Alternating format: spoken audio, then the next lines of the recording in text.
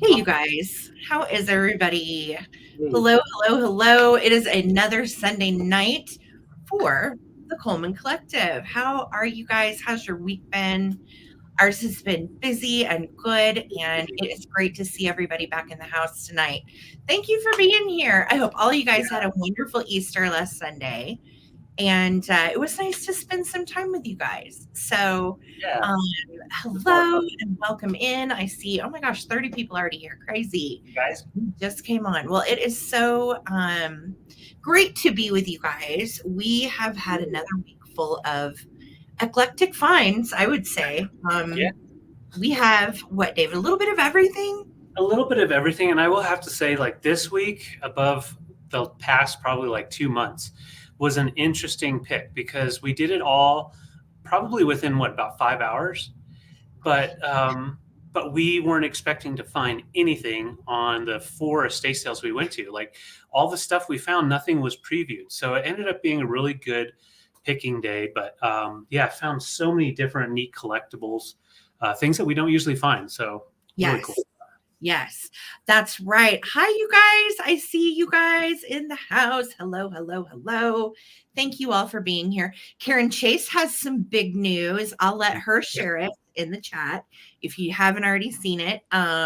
Very exciting news for one of our favorite ladies out there. So, one of Yeah. our favorite Karens. We love you. And yes, big love. I've got an orange for you tonight, Karen Chase. Hi. There is our girl Lisa. Let's see who's in the house tonight. Hello. Yes, please throw a thumbs up on this stream as you enter. And Just if you help. would, make sure you're subscribed to my channel as well as Junk Mantiques. This is where we are every Sunday night at 8 p.m. Eastern, 5 p.m. Pacific. And it's so nice to spend our Sunday evenings with you and talk about all of our fresh finds from the week. Yes. And yes, thank you so much, Lisa, for all your help. Lisa's also our bid ender. If you've been around here long, you recognize Lisa. She is the one you will be racing for the bid ins tonight. So make sure you are in live chat, all messages. Yes. So the algorithm doesn't filter you under top bid or top, what is it? Top chat. That's it. Right. If you're in top chat, your bid might come in late. You're So wrong. you're in all messages and live chat if you plan on bidding. Hello, hello. And that's right. We do not do any just in case bids on our channel. And we do ask for proper payment within 48 hours. But we're not invoicing for anything until tomorrow. So everything tonight will invoice tomorrow. And then we have another excellent shop with me planned for Wednesday evening. We are doing all miniatures and 80s toys. So if we can get to the 80s stuff, we're going to start with the miniatures and then try to get to the 80s section, the My Little Ponies and Sanrio and all that. Yes. So definitely tune in Wednesday night at 7 p.m. Eastern here on my channel, because we will be back at Super Junk. And if you've been there before with me, oh my gosh, you're probably ready to go back. It's so much fun. Yeah, so much fun. Thank you, Lisa, for the info. That's right. If you're new, please make sure that you have emailed us right here at ttbsarahc@gmail.com. Now, the beautiful part about our sales is there's combined shipping for everything you buy because we're in the same house. So we're two vintage shops that curate a little differently, and we're a married couple, and that saves you money on shipping. So all good. And we ship from Colorado. Yes. What we need from you is your PayPal email, your shipping address, and your username here on YouTube so we know who you are if it's different than your real name. All right. So all of that goodness. Thank you so much, Lisa, for putting all that in every week. Appreciate it so much. All right. There's my girl, Amy. Hi, sweetheart. How are you tonight? Countdown still continues. Yeah. Countdown continues. That's right, Amy. Hi, Susan. Coming to us from Florida. Hello, my dear. And there's our Karen Chase. So we'll see if she's, I haven't seen if she's told. She has. Did she say? Yep, she burst the bubble. Okay, so our wonderful little Karen Chase is engaged and was proposed, and is so precious, and we're so happy for them. We love you guys. Congratulations. That's a big deal. So if you haven't congratulated Karen yet, please do. She is a biscuit, and we love her around here. So All right, I'm scrolling down. We've got Simply Shenanigans in the house. Hey, friend. Good to see you too, honey. Turs is here. Hey, love. Good to see you. There's our sweet Philomena, who is the biggest, most wonderful cheerleader of the YouTube community. Absolutely. All over the place, and she's always being so sweet to everyone. So it's great to have you in the house, Phil. Hi, Miss Karen Williams. Karen's got her wine, and she is ready to rock and roll tonight. Thank you for always helping, Karen, and being here. Thank y'all. Thank you. Adam Farrell. Hello, my dear. Is Farrell like the artist, or is it Farrell? Let me know. Are you a little Farrell? Are you? Well, Adam, if I'm saying it wrong, honey, I apologize. So, hi, Nettie. How are you? Nettie. Great to see you in the house as well. So many of our regulars are here. We've got Regina Rainey. Hello. We've got Gloria from Indiana. Gloria. Good to see you. Hey, we missed you too. We're Smith and Evelyn. Thank you so much. There's Bug Mediocre Arts and Crafts, one of our favorite usernames in the house.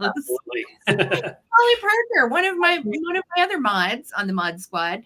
Great to see you tonight, Holly. How are you, honey? Hope you've had a good week. And there is Laza. Hey, Laza, how are you? We got Laura Orton here. Hello, Miss Laura. And Nancy from Kansas. Good to see you, Nancy. Thank you for being here. Yay. All right. If I've missed you, it was not on purpose. I thought I saw Trippy K-Dubs in here somewhere, so I missed your comment, but I know you're here, Trippy. So welcome. And Regina Rainey. Hello, love. Victoria Emery. Hi. Great to see you. Thank you so much for being here. Pee-wee did not win the lovely questions. What'd you say, hon? Pee-wee did not win the Powerball. Pee-wee didn't win Powerball. Well, dang it. Anytime I've ever played that Powerball, Pee-wee, I haven't won either. So never seems to work out. But could you imagine if one of us won Powerball in the chat, like one of us, and we had like a crazy vintage excursion? Yeah, it would be epic. Hello, Spotty. How are you doing? Great to see you, Amy. Thank you for being here. We got sweet Terry Valenti in the house. Hey, love. Good to see you. And there's our jokester, Miss Sherry Nameless. Hello, party people. Karen is engaged. Woo-hoo. So exciting. Love it. You know what a great way to give her like an engagement gift would be to make sure to subscribe to Karen Chase here on YouTube. Yes. Subscribe to Karen Chase and Vintage. Show her some love. She's been posting content. She's having sales weekly. She's doing the dang thing. And it's a lot of work. So show her some support and some love. And her business is thriving and doing really well. Yes. Thank you so much, Holly Parker, for typing that in. Appreciate you as well. We have Sarah in the house. Hey, Renovative, how you doing? As well as Mars. Hi, good to see you. Hello, hello. The curator herself. Hello. All right. Okay. Adam says like Will Ferrell. Now I can't say it right.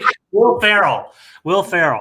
I'm happy, clap along. Yeah. So, we got it. Like Adam. I mean, like Adam, like Will Ferrell. Like Will Ferrell, so Adam Ferrell. Adam Ferrell. Got it. We got it. You are a little feral. I knew it. You are feral. Hi, V. How are you? Welcome in. We got Susan Lee here. And Tracy Shepard. Hey, love. Good to see you. Rosie Clover in the house. Fun people. Love them yes, all. indeedy. Yes, indeedy. All right. Oh my gosh. I think I finally got to the bottom. And yes, if you have not thrown a thumbs up on your way in on this stream, please do so. Every weensy bit is appreciated. So yes, like a feral cat, indeed. Oh, you guys are great. Yes. Thank you for dropping that, Karen Williams. Thank you. Thank you. Make sure you subscribe to Karen Chase and Vintage, who is rocking and rolling on the YouTube circuit. I love it.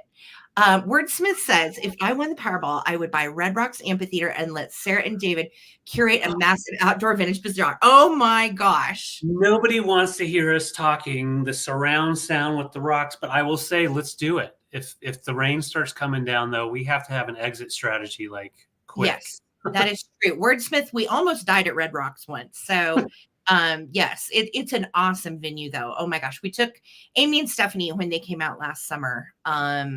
We went to Portugal Le Mans at Red Rocks. It was so much fun. We try to hit it about once a year, some kind of show there, because it's just such an epic venue. It's like I don't know, it's just a lovely night under the stars. It is. So, it's like being one with nature, but also with the music just rumbling off of the side of the mountain. Yeah, it's pretty exciting. Tina, what's going on? Eclipse tomorrow night right over us. How cool. How many of you guys are ready or in the path of the eclipse? Now, Right. I've seen the swath on the news where it kind of like goes over the Midwest and then like up into Ohio, but we're not in that swath. So does that mean we're going to see it or no? I haven't really paid attention, to be honest. I haven't either, but I know, tomorrow's the big day. I know daytime and nighttime, I think. Right? Daytime and nighttime. Susan Lee said, I've been wanting to ask this for a while, but Sarah, how many pairs of glasses do you own? Well, that is an interesting question because I have all of my glasses from like the past 3 prescriptions that I've had. So if I totaled like all of my glasses, I probably have around 30 pairs. But if I totaled the ones up that are just under my new prescription, probably like 6 or 7. But I wear them all. And sometimes I can't see. And that's why I'll be like, I don't know, because I like to wear them all for shows. So, and I actually have a brand new prescription now. So now I've got to order more. And I do too. And it's been a while and we haven't gotten the prescription filled. So like I have 2 different sets of these kind of glasses with 2 different prescriptions, and that's what I've got. So yes, David goes back and forth with a couple, and I have too many, and they're scattered all over the house. I have a big scarf holder with rings, and I just put them in the scarf holder in my bathroom. So pretty easy going. Brad, it's kicking. Good to see you. Thank you for being here. All right. Lisa said she got her glasses. Hey, Amy, great to see you. Thank you for being here. Hey, everybody say hi to Amy's Rock and Pop Shop. Give her a follow too if you don't already.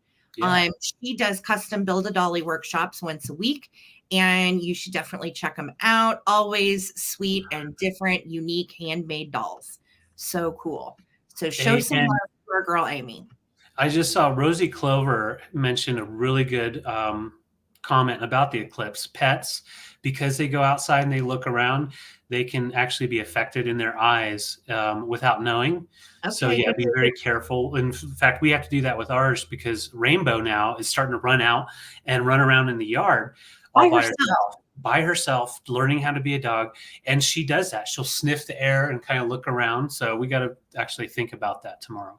Okay, so watch your puppy during the eclipse. Don't let him out. Hi, Grandma. Good to see you. Thank you for being here. Great to see ya.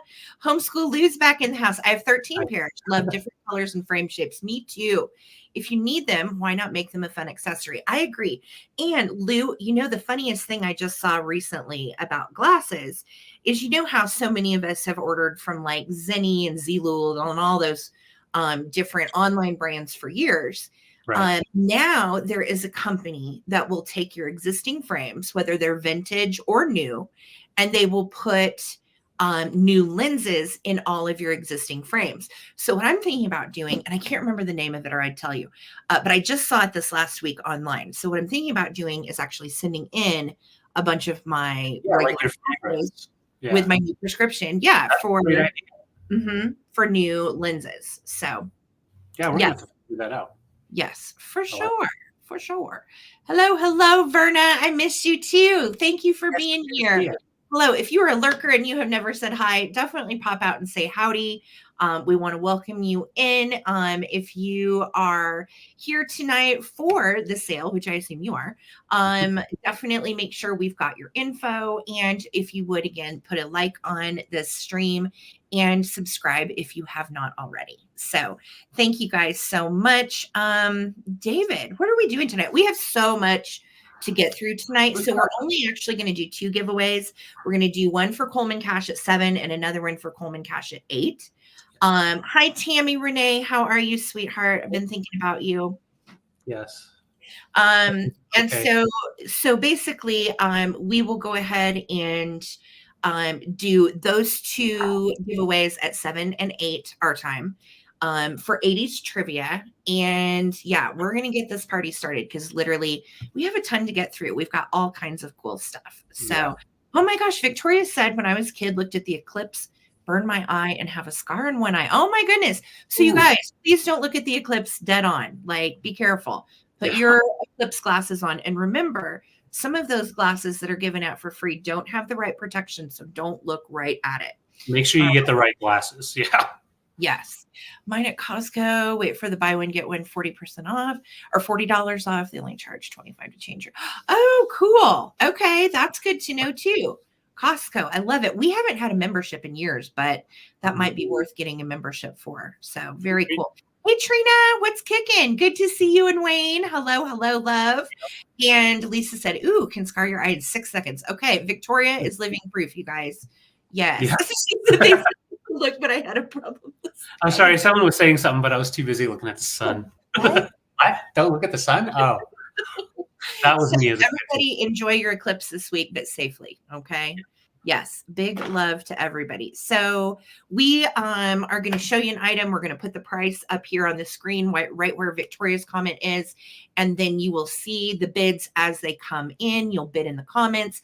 Lisa is going to throw in the words bid end after our 15-second countdown. Highest bid prior to the words bid end is going to take it. Again, no just in case bids. I know we used to do that. Other channels do it. We just do straight bidding here. Easy peasy. And that's pretty much it. Yeah, easy going. Yes, our anniversary is this week. I did want to let you guys know we are taking a couple days off for our anniversary. We're not going anywhere or doing anything. We're just taking a couple days off to relax and enjoy. Yeah, so we're in Colorado. We have plenty to do here. So yes. So there might be a day or so delay this week on shipping. If you need anything right away, please let us know and we'll get you invoiced right away and get your shipping right out. Okay. Otherwise, we'll probably have about a day or day and a half delay this week. Okay. Hello, getting David with your head up. I was getting Brady Bunch vibes. Yes. Hi, Patty Rose. How are you doing? David, no parade views tomorrow. That's right. No, I will be actually in the garage doing some more shipping. So anything that hasn't shipped yet is actually going out tomorrow morning. Yes. So all the shipping is going to be going out. And then, of course, we'll be invoicing tomorrow afternoon. And then shipping will be going out Tuesday. So yes, that is correct. Yeah, our anniversary is the 12th. How cool is that? It's going to be a lot of fun. Yeah, it's this coming Friday, and I'm just really looking forward to it. But we are still doing our live shop with me Wednesday. Yes. So thank you guys. Thank you for all this sweet wishes. 21 years. Yeah, 21 years. Do you hear Peaches? So Peaches is our little Chi-Chi that now has lost her hearing. So she just barks uncontrollably just because she wants to play, but the other dogs just want to lay there. So she's in there barking, and I can't say, hey, Peaches, stop. I have to actually go physically and look at her. And she just is like, so I'm just going to let her bark. Hopefully it's not bothering your dogs. Yes. And if it is, I'm sorry. I apologize. Yeah. I know we've been having so much fun with those, Trina. It's been a blast. So, yay. Victoria said son opened his mystery box yesterday, and David built a special mystery box for Victoria's son. And she kind of told us, theme wise, what direction to go into. And then we built him a custom mystery box. So I'm so glad, sweetie, that he loved it. That is awesome. Thank you. I'm so glad. Thank you, Victoria. Yay, yay, yay. All right, you guys, let's get this party started. I'm going to make Mr. David go first. Yes. All right. Let me get you up. I will oblige. And yeah, so my first item is actually going to be choice. So if you haven't seen us do a sale, or if you haven't seen a sale, welcome. And this first round will basically show you what you need to know. So, hey, Nate, it's good to see you. We've got some. Yay. Hello, biscuits, he says. Hello, biscuits. Oh, and I saw that Soul Nate wants to be the flower girl. Someone, I think Holly is going to be the sign-in person for Karen Chase. Perfect. I want to be a bridesmaid, Karen Chase. I need to be a bridesmaid. I'll be a wedding photographer. We'll just call it. We do have a resident wedding photographer in the family, Karen Chase. So, yeah. And I don't do it for anyone, so that would be fun. So first off, we have, these are both going to be fun shroomy pieces. So first we have the stoneware mug, and this is from the 70s. I actually didn't have a chance to find out exactly who made this this design, but they have the whole set, the plates and bowls and all of that. Hey, Peter, it is double-sided, and it's a little bright in here, but you can pretty much get the gif. You can see a little speckling to the stoneware. That's so cool. Just a really nice design. Of that English stoneware my parents had with wheat on it. Do you remember that? Yeah, absolutely. It's nice and chunky, so it's a nice coffee cup. And yeah, that design is very, very collectible and highly sought after at the moment. and since about 2020. The second one is this one. And Sarah, I didn't even get a chance to show you when we were working on our stuff earlier. You know how we were thinking that this was just like a kitschy thing that someone made or something? Yeah. It's actually made by a company No way. for gifts. So it's a craft gift that was sold by Design Gifts International. No way. I thought this was a hobbyist piece. How I cool do is too. So yeah, the tag that was here, I pulled it off and someone had stuck this tag on to keep it on there, I guess. fun? Okay, Yeah. well, that's even cooler. Isn't that cool? So you've got like the orange trunk, and then you've got those kitschy froggies in there. You have the flowers here, and it almost looks like you have room that you could put something in there if you wanted to put a little spiky something, and even on the backside. So you can actually add to it. But when I had this sitting with my stuff, I had it kind of sitting in there. And if you were to put a little piece down in there, let's just do, well, that won't work. I had something like this, but you'll get the idea. So you can like set it up in there, and then you'd have like the mushrooms with the mushrooms coming out. So awesome. I'm going to go ahead and count down. Thank you all for your bids. And so if you are interested, now's the time to get that last bid in as we start the countdown. 15, 14, 13, 12, 11, 10, 9, 8, 7, 6, 5, 4, 3, 2, 1. Those are such fun choices. And we have some other mushy items coming tonight too. So yes, we do. Got all kinds of fun. Major mushy. So it's like Wildflower is going to be the punch server. Phil is going to read a speech and a poem. I love it. Okay. Oh, nice. Love it. Yes. I agree, Adam. So cute. That's awesome. Okay, Karen, thank you so much. I got you for both. Awesome. Appreciate it. Happy anniversary or happy engagement. Happy engagement. Yes. That is so awesome. All right. I am going to go. Which way should I go? Which way should we go? Where did you go? Let's start out with these little red chairs because these are so dang cute. So scored these at an estate sale and I loved them. And the person's estate sale that we were at had a collection of little chairs. Yes. And this was in their collection. So I'm starting these at 15 for choice. There's 2 of them and they're hand painted with little flowers on them. I did look online. I found one thing that said like Scandinavian, another thing said Hungarian. I'm not sure, honestly, because there's no markings or anything. And there was only like one other listing with these. But the only difference really in them is that this one has arms and this one does not. But it's so perfect for plants. It also would be perfect for dollies if you like to display your dollies or figurines. These are kind of a perfect size for all of that, really. They are 10 inches tall, and the diameter on the little seat is right at 6 inches. So great size for dolls or for a plant stand. And they're in nice shape. They're nicely made. Estate sale, we did find another little chair, and I think that one was brass. Is it coming tonight, or is that coming for another sale? It's coming tonight. This one right here. Yeah. Yeah. So it was a neat one. It really was. I'm going to start a countdown. Okay. These are going to be for choice. Again, super cute little hand painted chairs, great shape, really pretty. And this will be whichever one you want. So here we go. Let's start a countdown. 15, 14, 13, 12, 11, 10, 9, 8, 7, 6, 5, 4, 3, 2, 1. Looking for a bid end. Thank you so much. When you get a cat, I'm going to get him a giant mushroom. I like that. Have you seen those little mushroom footstools, like the plush ones from the 70s? Yes. So cute.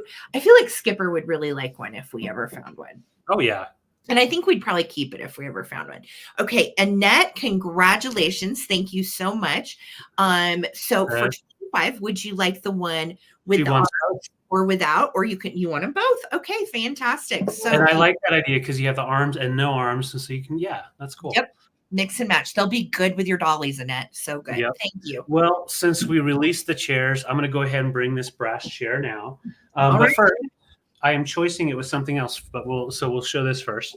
And I saw that Victoria wants to be the bartender at the wedding. Love it. You know, if you're going to be the bartender, every bartender needs a really nice mid-century decanter. This is Actually, actually, yeah, a nice Old Forester thumbprint iridescent decanter. So you have that iridescence there and the thumbprint, and you do have a spot where you can label it if you wanted to. And it even has the thumbprint design for the actual stopper. And the stopper is in great condition, still has its original cork, no bad smells. Smells a little bourbony, but like nice and clean, definitely ready to use. And I'll just kind of show, well, the black's just not doing it. Let's try the white. There, that helps a little bit. That's gorgeous. That's showing, yeah, that nice iridescence.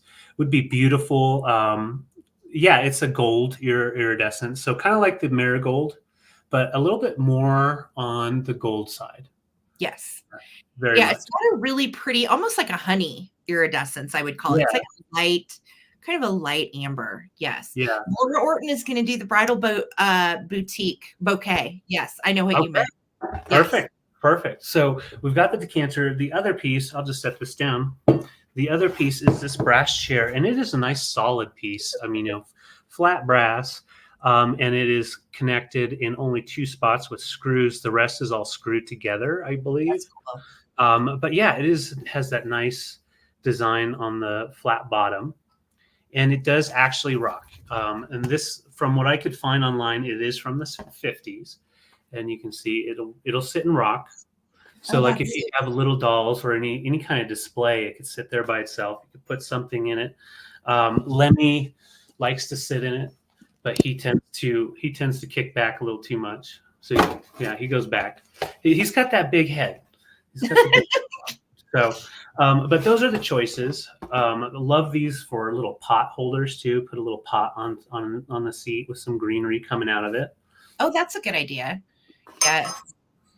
But yeah. So pretty. So you've got the single seat or a decanter.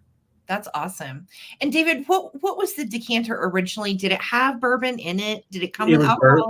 Yes, it was bourbon by Old Forester. Okay. Old Forester. And as far as the markings there's no markings on the bottom, so it's pretty interesting. Most of those usually have like something saying "not for resale" type of thing. Yeah. But, yeah. Absolutely. And once again, the stopper's in great condition. We'll seal it up. And the decanter measures about 10.5 inches tall, and the chair is right at 6.5. So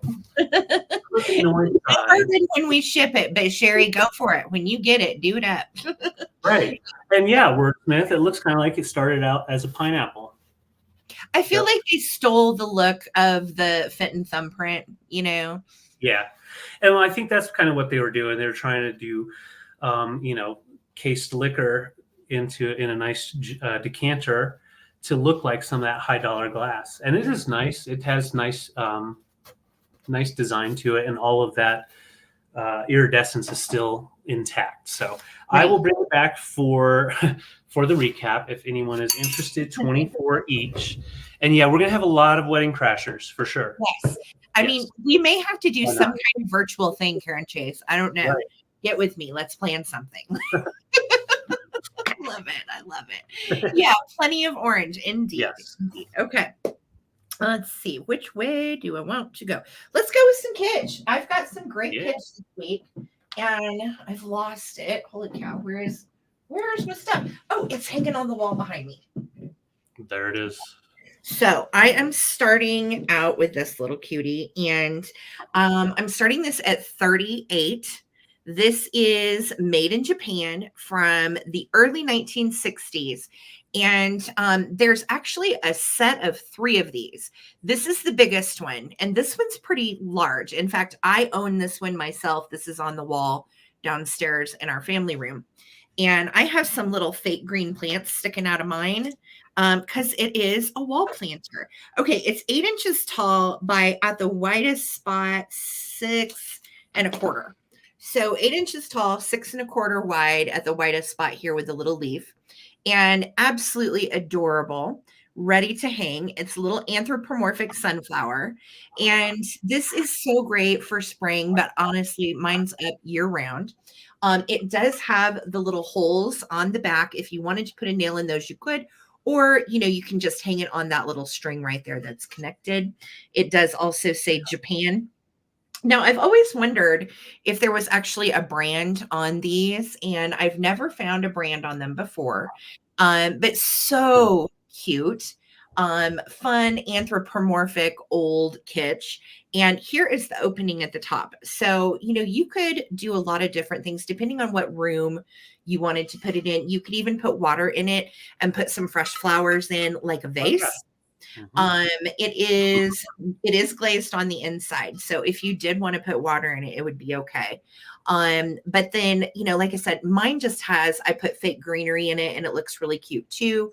If you put it in a bathroom, you could put your toothbrushes and stuff in there.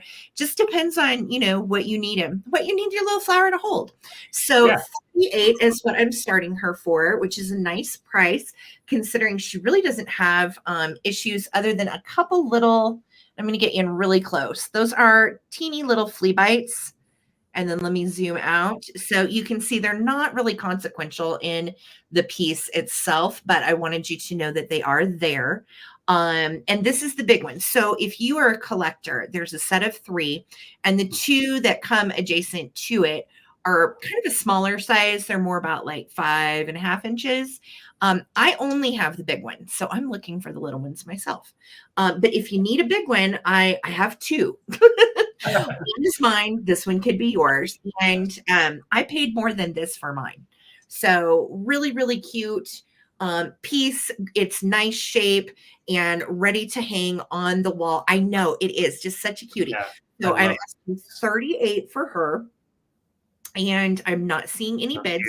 So we can bring her back. What's her name? Do you have a voice? Nameless flower. I'm sorry. I don't have a voice today. I'm not feeling very peppy. Oh, man. Oh, I think maybe he's stressed about tomorrow and the sun tomorrow. maybe she's slightly melancholy. She's really looking forward to the solar eclipse. Yes, very clean. $38 for the anthropomorphic sunflower wall pocket. I do not see a home for her, so we'll bring her back for the recap and hope somebody wants her. Yes. Thank you, guys. Okay, so we were talking about shrooms, and I thought, let's go ahead and bring out some more shrooms. We have this. This is a very hard to find piece. I could not find it online at all. So we have the shroomy tray, and it is actually made in Japan. We've got the Japan marking on the back, kind of like the Melmac type of trays. And it is 13-inch diameter and in excellent condition. Has a little bit of wear, but overall in just great condition. And you've got the red spotty mushroom going on. And I just think it's so beautiful, easy to hang if you wanted to put something on the back or use even a plate hanger. But yeah, you've got the yellows and the whites. And I like the fact that each mushroom is in a little bit different stage. You've got some pinning, you've got some starting to open up, and even some with the veil breaking at the bottom and spores basically dropping out. Oh, that's cool. I didn't even notice that. That's awesome. Yeah, I thought it was pretty interesting. They've got the different stages. And, if you do like to grow vegetables at home, it's a great way to go out and grab your vegetables and different things and throw it on there from the garden. I just absolutely love it. I wouldn't use it like for barbecue meats or anything like that because of its age. But yeah, it is a really cool tray that you can use either in a bar or in your kitchen or hang on the wall. I would, and if you ever want to hang these kind of pieces on the wall, I'll tell you my little secret. E6000 and a paper clip, and then you've got literally anything ready to go. Make sure your paper clip's kind of, straight, hanging how you want it, vertically. And then you can hang it anywhere you want. E6000 and a paper clip would make a great rolling tray. I agree. Right. Very cool. And it's the perfect size too. And there is not another one like this out there on the internet. We tried to look, and I'll be honest, this almost didn't come to the sale because I really wanted to keep it. I think it's correct. Yeah, it is definitely a really special tray. Really interesting design. And if you have some of those old groovy ones like this, it would be nice with like a wall display. You could hang them all up kind of sporadically and make a really nice colorful wall. Also, if you're a kitsch person or a deer collector like myself, you can always put this in the back of a vignette and then put little figurines and such in front. It's red. It's literally like a real Amanita muscaria mushroom, and got the colors and everything right. Yep. And this particular mushroom has a really interesting history. If you've ever researched mushrooms, we're fungi nerds here, so yeah. And you would want to pull this out for winter solstice, because back in the day, these were very important little shroomies to help get through the winter and have your winter magic with the shaman. So but I am not seeing any interest. So I will bring this back for the recap. And I was going to say, honestly, if we have to keep it, I'm not upset about this one. I'm not. So Karen's 48. Thank you, Karen. Okay. Thank you, Karen. Let's go ahead and count down. So if anybody else wants to get in, you can. You won't find this anywhere else. I'll tell you that, which is, it's pretty cool. I know. I love it. I love it. That's a fun one. Okay, let's count down. 15, 14, 13, 12, 11, 10, 9, 8, 7, 6, 5, 4, 3, 2, 1. Bid end. It's finding a home. We're going to have to tell it goodbye. God, it's so good. We'll probably never find that same one again. No, I doubt it. Really, this one, we've sold lots of different retro trays throughout the years, but this one I'd never seen before, and there's not another one out there even for comps. No. All right. Well, congrats, Karen. Face all yours. It'll go really nice with your other mushrooms. It is so good. Yes, Karen is the mushy lover, so I get it. So cool. Thanks. All right. I am gonna go with some really interesting pottery pieces that have a very rich history. And this for me was a lot of fun to, go down the proverbial rabbit hole again for info and history and so on. So I'm actually going to even show you some pictures of the artist and so on. I'm starting these pieces, David, for $48 for choice. And these are actual mid-century hand-done pottery pieces by M.A. Hadley. Okay, so M.A. Hadley has a really interesting history. She was a potter from Louisville, Kentucky, and her name M.A. stands for Mary Alice. And this company she founded with her husband, who was an engineer, in like 1939. No, not tonight, Metavog. Thank you, though, for asking. And so the great thing about her particular pottery is no two pieces are alike. Yes, Renovative. I know. Isn't it? Renovative knows who Mary Alice Hadley is. And these are actually mid-century pieces signed by Mary Alice herself. And so I have the ashtray, which is in lovely shape, no chips or cracks. These are estate pieces. I found these in a kitchen at an estate sale, and I was like, I think if these are what I think they are, and come to find out they are. They're real Mary Alice Hadley. This one is 8 inches in diameter, and it has the little kind of what I would call like a goldenrod color of polka dots. And then we have the large serving tray with the black and white polka dots. And aren't they cute together? So this entire family, the Hadleys, are clay makers, and they went on to start their own clay tile factory, and they lived on a houseboat in the Ohio River. And Mary Alice was tired of all of her pieces getting broken on the houseboat, because I mean, even though they're pretty stable, with a good tide or a good surf, you could really get it to rocking. So she was tired of using junky quality items, and so she made her own. She, if you want to change something, you want to do it, you do it yourself. And this one also is signed Mary Alice Hadley as well. These are original. They date to the late 50s. And if you look at Mary Alice Hadley's pottery, you'll see a lot of it is blue and white. She first started out with little figurines that were her very, very earliest works. And then once they got onto the houseboat, she started making versatile home pieces. So they're very collectible. They retain their value, and they are excellent mid-century examples of really, really nice American hand-turned pottery. No two's the same. They're all slightly a little different, as you can see. They have a great glaze, not one chip or crack on these pieces too. Yeah, And they are very substantial, very, very substantial.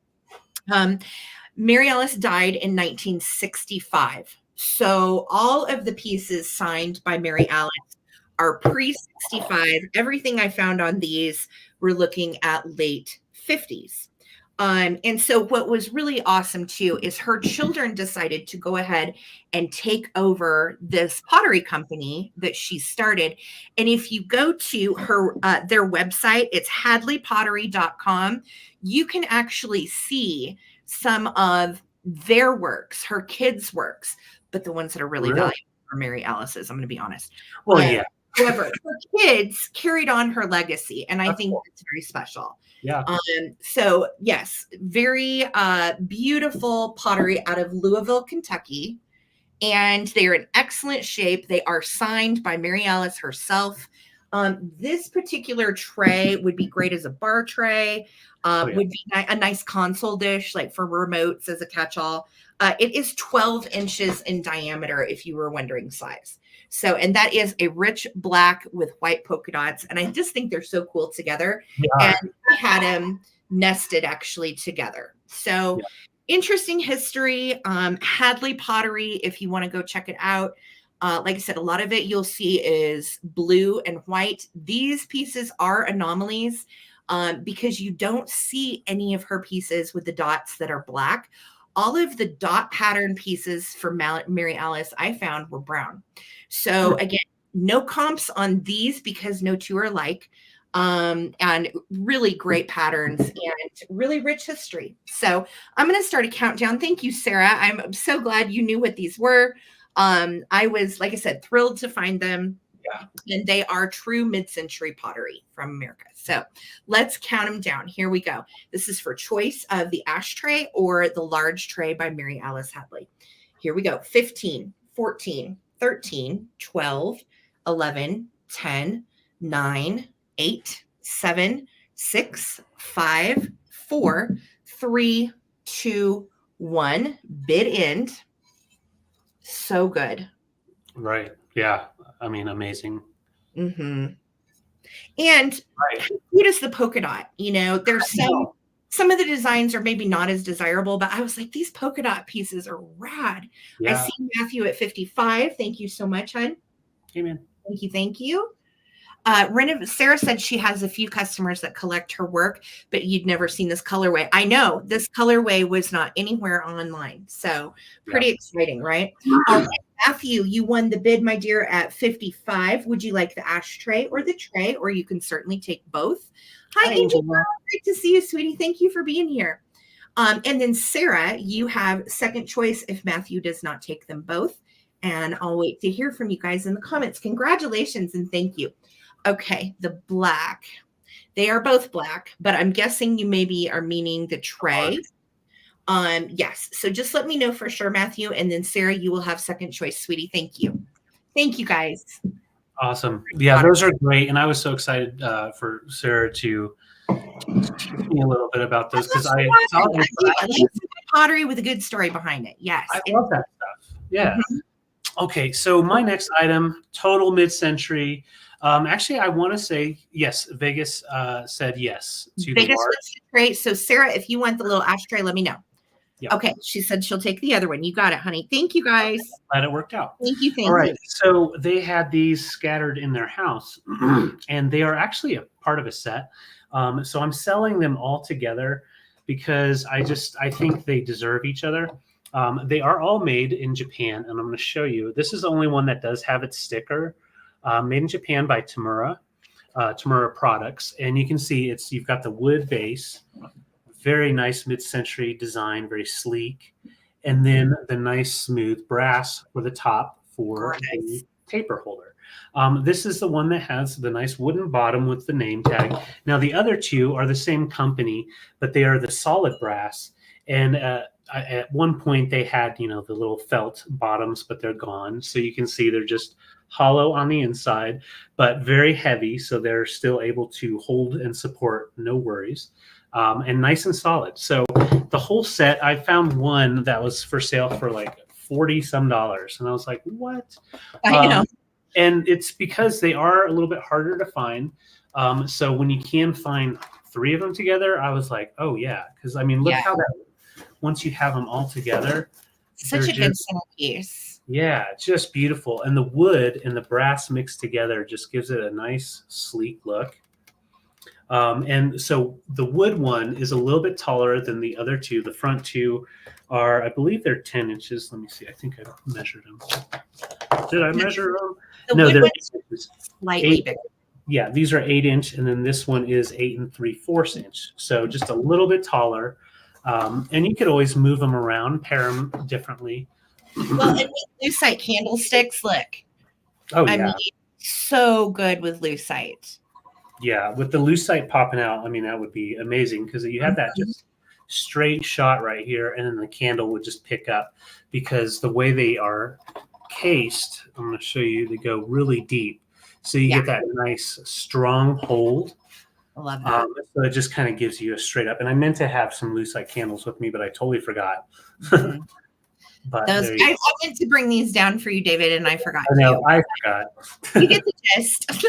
Yeah, you can see. And if you wanted to see the tapers, it'd be back here. But yeah, I love the color of that wood. You have nice wood grain going on there, and then just the smooth cone shape for the complete brass pieces. Yeah. Just really nice pieces. Well, they're perfectly mod. If you're going with a true MCM feel, these would make an excellent centerpiece for a table or a coffee table, or even if you have a hutch and you want to do some varying heights. I know that's one of the problems I have sometimes with decorating is I will have everything at the same height. Mm-hmm. And I'm like, no, I need different textures. I need different heights. I need things to look, different as they go along. And these will add some height to any display that you need. Oh, yeah, so true. Statement pieces carrying it for sure. Yeah, they really are. They have a nice atomic feel as well. So if you're going for that atomic type of display, you've got some Jetsons homes going on. The turned wood on the wooden one is so perfectly smooth. It's just beautiful. It really is. And anytime you can get brass and wood together, especially to have that same sculpt, I think it's just pretty phenomenal to have that together. So I'm not seeing interest, so I'm going to go ahead and put these down. Very good price. Yeah, great price for a trio of taper holders. $36 for all of them. Yes, they're new sites, different colors, same colors, either way. Yep. Okay, Susan's in at 36. Susan, with your aesthetic, I can definitely see these working. For sure. Yeah. So good. Well, let's go ahead and do a countdown. We're not going to keep you waiting. Thank you, Mars. So let's count down. If anybody else wants to get in, you can. Thank you, Susan. 15, 14, 13, 12, 11, 10, 9, 8, 7, 6, 5, 4, 3, 2, 1. Bid end. And if you need to stash some cash, roll a 20 in there. Set it down. Nobody's going to know. Nobody's going to know. Nobody'll know. I'm sorry, you got to stash cash every once in a while. Susan's got some really cool stuff. Yes, she does. Indeed. Oh, snap. Terry's in there for the steal. Watch out. Stolen. Okay, there's our bid end. Thank you, Susan, for your bid. Terry, thank you for your overbid, and is all yours for 37. Thank you, guys. Oh, no. Yeah. Got some amazing MCM stuff, too. Yeah. I mean, honestly, there's so many of you guys that have shared pictures and shown us your collections and where the things that you've gotten from us fit in your collections.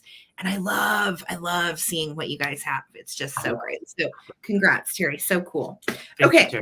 I'm coming back with some cuteness. And this guy is such a little biscuit. I just love him. And his name, his name is Witty. Witty the Stiff Owl. I'm starting Witty out at 42. You starting to Witty Owl out? I'm starting Witty Owl at 42. I will tell you, this is one of the nicest stiffs I have found. Yeah. This guy is the original mohair.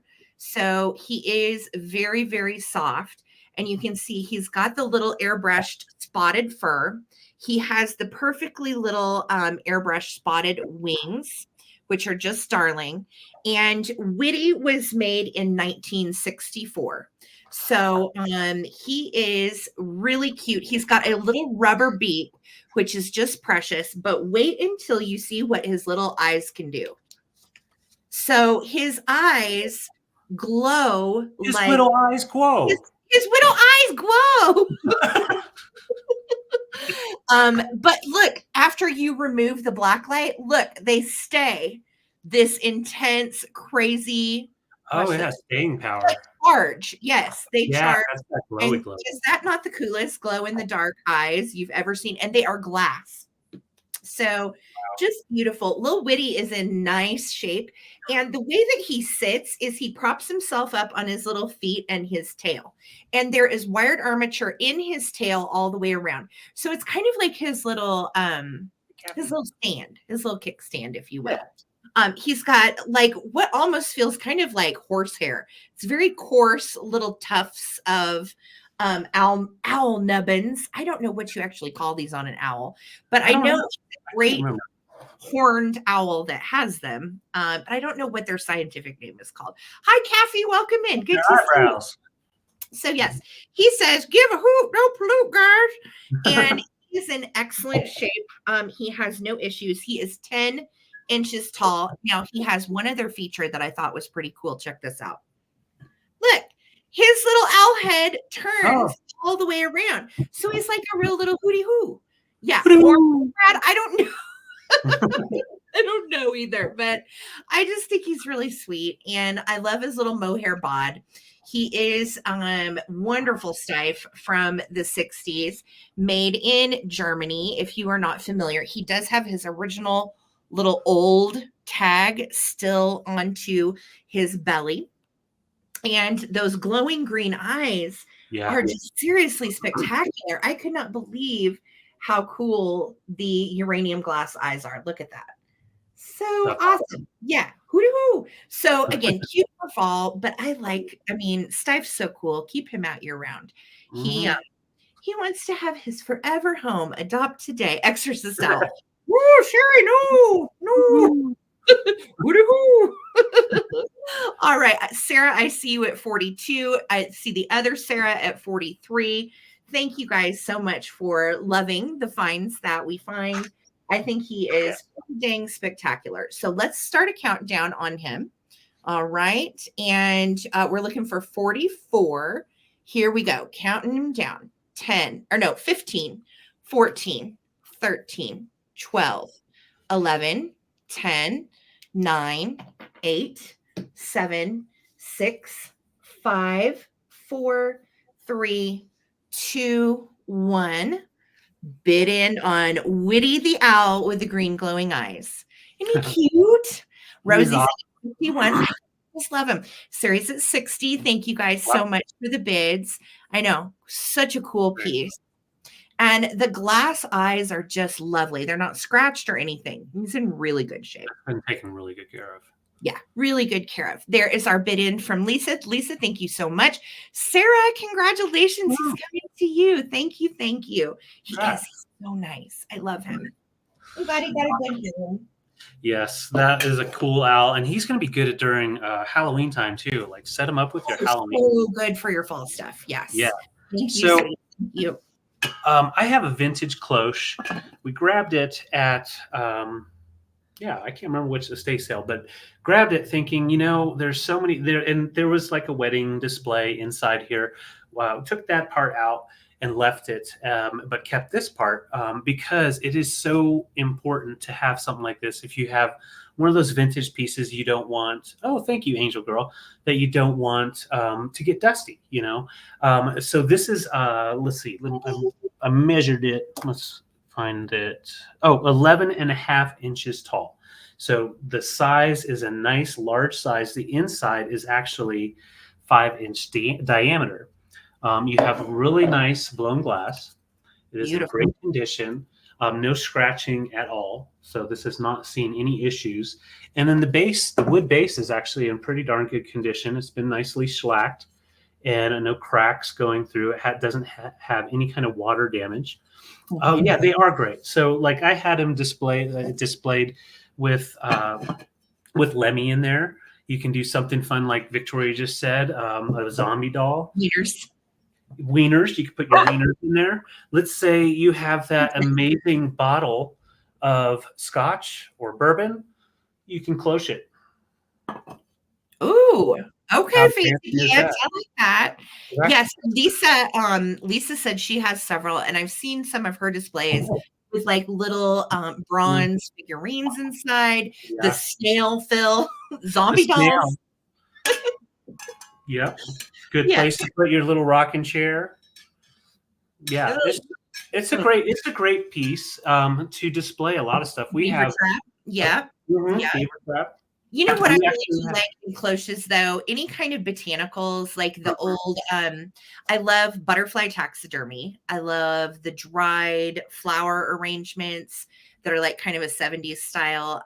We have one actually in our family room about this same size, and mine has orange and white taxidermy butterflies on driftwood, and it's beautiful.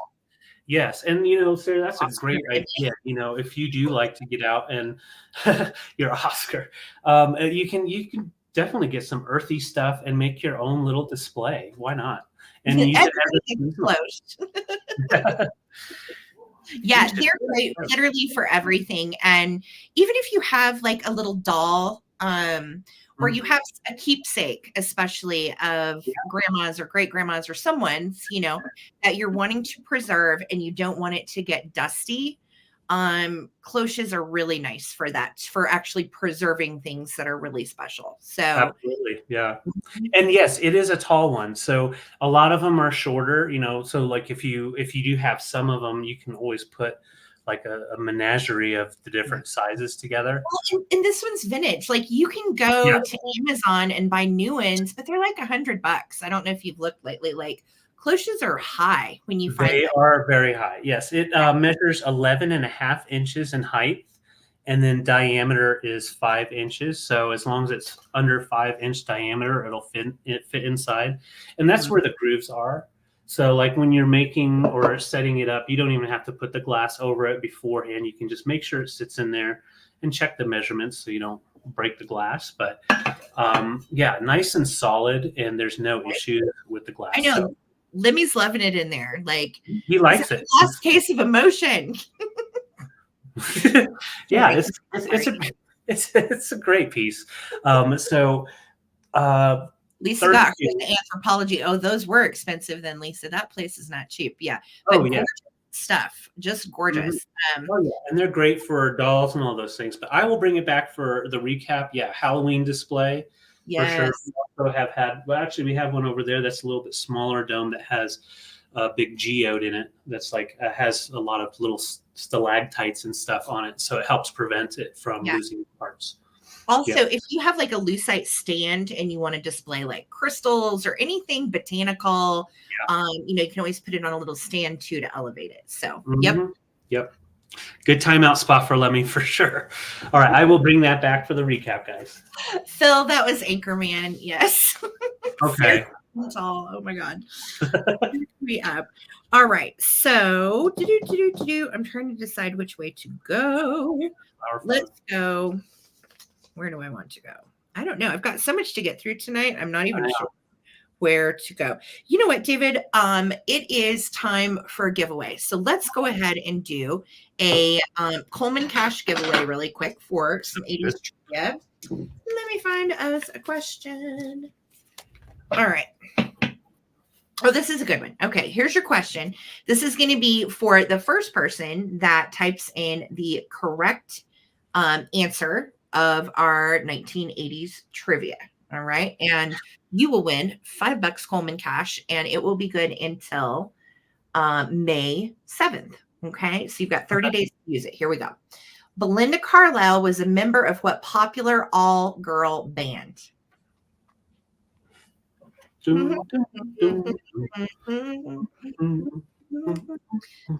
Yeah, we got it.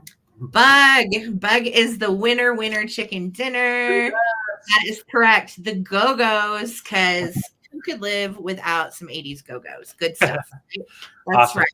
Yes. So Congrats, congratulations, Bug. You just won $5 in Coleman cash. And I'm going to write you down. Yes. And while she's writing that down before she shows her next item, make sure you have thumbs up this live, and also make sure you are subscribed to the Traveling Button Vintage right here. Please. Yes, please. Yes, All right, please. David, don't kill me, but we're going to do that twofer. Damn it. Oh, I know. So I'm going to call on you, David. Call on me. All right, I need you. Okay. So we are going to, hold on just a second. And play blanket.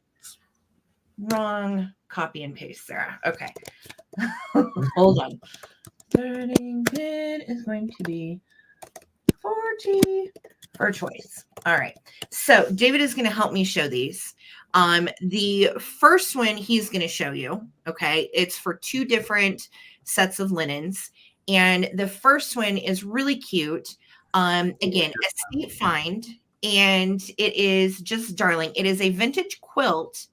And they embroidered every single Model T Studebaker on it. So you've got everything from like 1909, then it goes to like 1910, 11, 12. I think it goes all the way up to, I don't know, honey. I think it's like 1919. I think 1919. Yes. The size on that one is 90 by 74. And every single one of those squares is hand embroidered, and it puts the year and the name of the car. And honey, if you want to get it in close, it's upside down and it's not showing. Okay. Yeah. We're upside down. And the yellow is gingham. Yes, nice gingham on the yellow. And even closer, you can't really see it. Yeah, I'm trying not to knock over the stuff on my desk. Okay, good plan. Good plan. Yeah. So, all of this is handmade and hand stitched. And I love a good embroidery piece. And I'd never seen one with the old cars on it before, so thought it was pretty cute. And Father's Day is coming up, so if you need to get Dad something to throw onto his recliner or snuggle up his, new snuggle blanket, I think this is a good one. Great for Grandpa too, who might actually remember some of these. You never know. Grandpa may have driven one. Yeah. So all different colors. And David, can you get it up close to where it shows the names? Yes. There you go. So like that one's the 1908 Ford. And then that one is 1904 Ford. And it's interesting to me too to see all the different renditions and how they changed throughout the year with no, carriage top. Some have a carriage top, some don't. Right. Yeah, it's super cute, right? It really is. And I'm just showing half of it right now. It's doubled over just so I don't drag it. This is just one half, has all of these cars, and then the other half will have the others. So let's switch it out. So yeah, now upside down. 5 tons. So there's 30 different embroidered cars on this blanket. And then the back side is just that cute. I think it's like a yellow and white on the back side, yes, right? It's yellow and white, just a nice solid. It's unfolded. Yeah, it's just the gingham on the back side. Yep. So really clean and pretty, cute vintage quilt, and it's in really nice shape. And someone spent, a great lap blanket for Papa, and somebody spent an awful long time on it. So that's going to be your first choice at 40. Okay. That's hard to show in here. You're doing great, honey. Thank you for doing that. I couldn't do them both up here. Okay. Second choice is a king size vintage bedspread. How often do I ever find a king size vintage bedspread? Not very often. So, and I checked on our king bed and it does fit and it overlaps. It's like an oversized one. I hate king bedspreads that are just like this much hanging over on the side. That drives me bonkers. So this one is huge, 134 by 100. Okay. It is absolutely enormous. It's all cotton, and it's really a nice, lightweight, thin one. I think this would be great for summertime. It is made by Spring Made. Let me show you the tag. Oh, it's okay. Spring Made quilted bedspread. And this one, I believe, dates to the early 70s. And it's just this really pretty floral pattern. And then in the background is also kind of like a tan floral pattern. And then you've got the colored flowers on top. And it is just enormous, which is why I made David show the other one, because I was like, oh my gosh, I can't show both of these up here. Oh my God, Victoria said she had this growing up. How crazy. That's wild. So cool. I love stuff like that too, that I remember from childhood.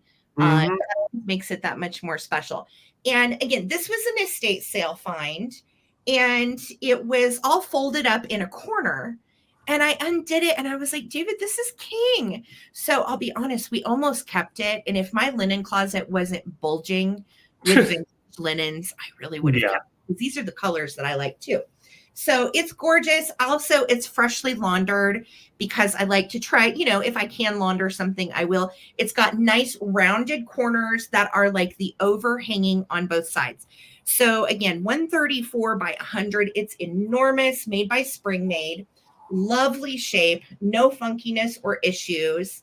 And that's what I really like about estate sales. I think when it's had one owner and it's sat in a cedar chest forever, it's still in nice enough shape to use and feel good about. So that is going to be your choice of my bedspread or David's Model T car embroidered quilt.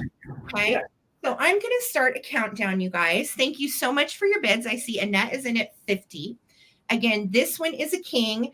David's is 90 by 74. So I think that would fit probably a queen. It's pretty good size. His is big too. Yes. So let's start a countdown, guys. Here we go. 15, 14, 13, 12, 11, 10, 9, 8, 7, 6, 5, 4, 3, 2, 1. Bid end. This is difficult. Here's a 1912. Yes, thank you guys so much. I see all your bids coming in. Thank you, gang. And this one smells like Snuggle. So I love Snuggle fabric softener. It's my favorite. Okay, Angel Girl was at 65. Yeah. Okay, so Angel Girl is going to have first choice on bedspread or the quilt. And then it looks like Annette Mayfield is going to have second choice. And then after Annette, I believe there was someone else. Angel Girl. And Victoria will be in there too. Yes. Angel Girl said bedspread. Angel Girl said bedspread. You've got it. Thank you, love. Yeah, $6,000. Yes. Annette, for 61, let me know if you would like the cute car one. Okay. Thank you guys so much for your bids. I love those. Yeah. And that's why we do estate sales. Good stuff like that. For sure. Thank you guys. All right. So we'll wait to hear from Angel Girl. Okay. And then after Angel Girl would be Annette. So Annette, I think. Okay, you got it, Annette. Thank you so much, guys. Thank you, Annette. Sarah, you're writing that down, right? I am writing it down. Yes. Okay. So it is your turn, and I'll give you a moment to recoup here, honey. Perfect. Awesome. Thank you, guys. Thank you. Oh, this is a fun one. So I have some littles that are great for any kind of display, honestly, but I think they're great for kiddos.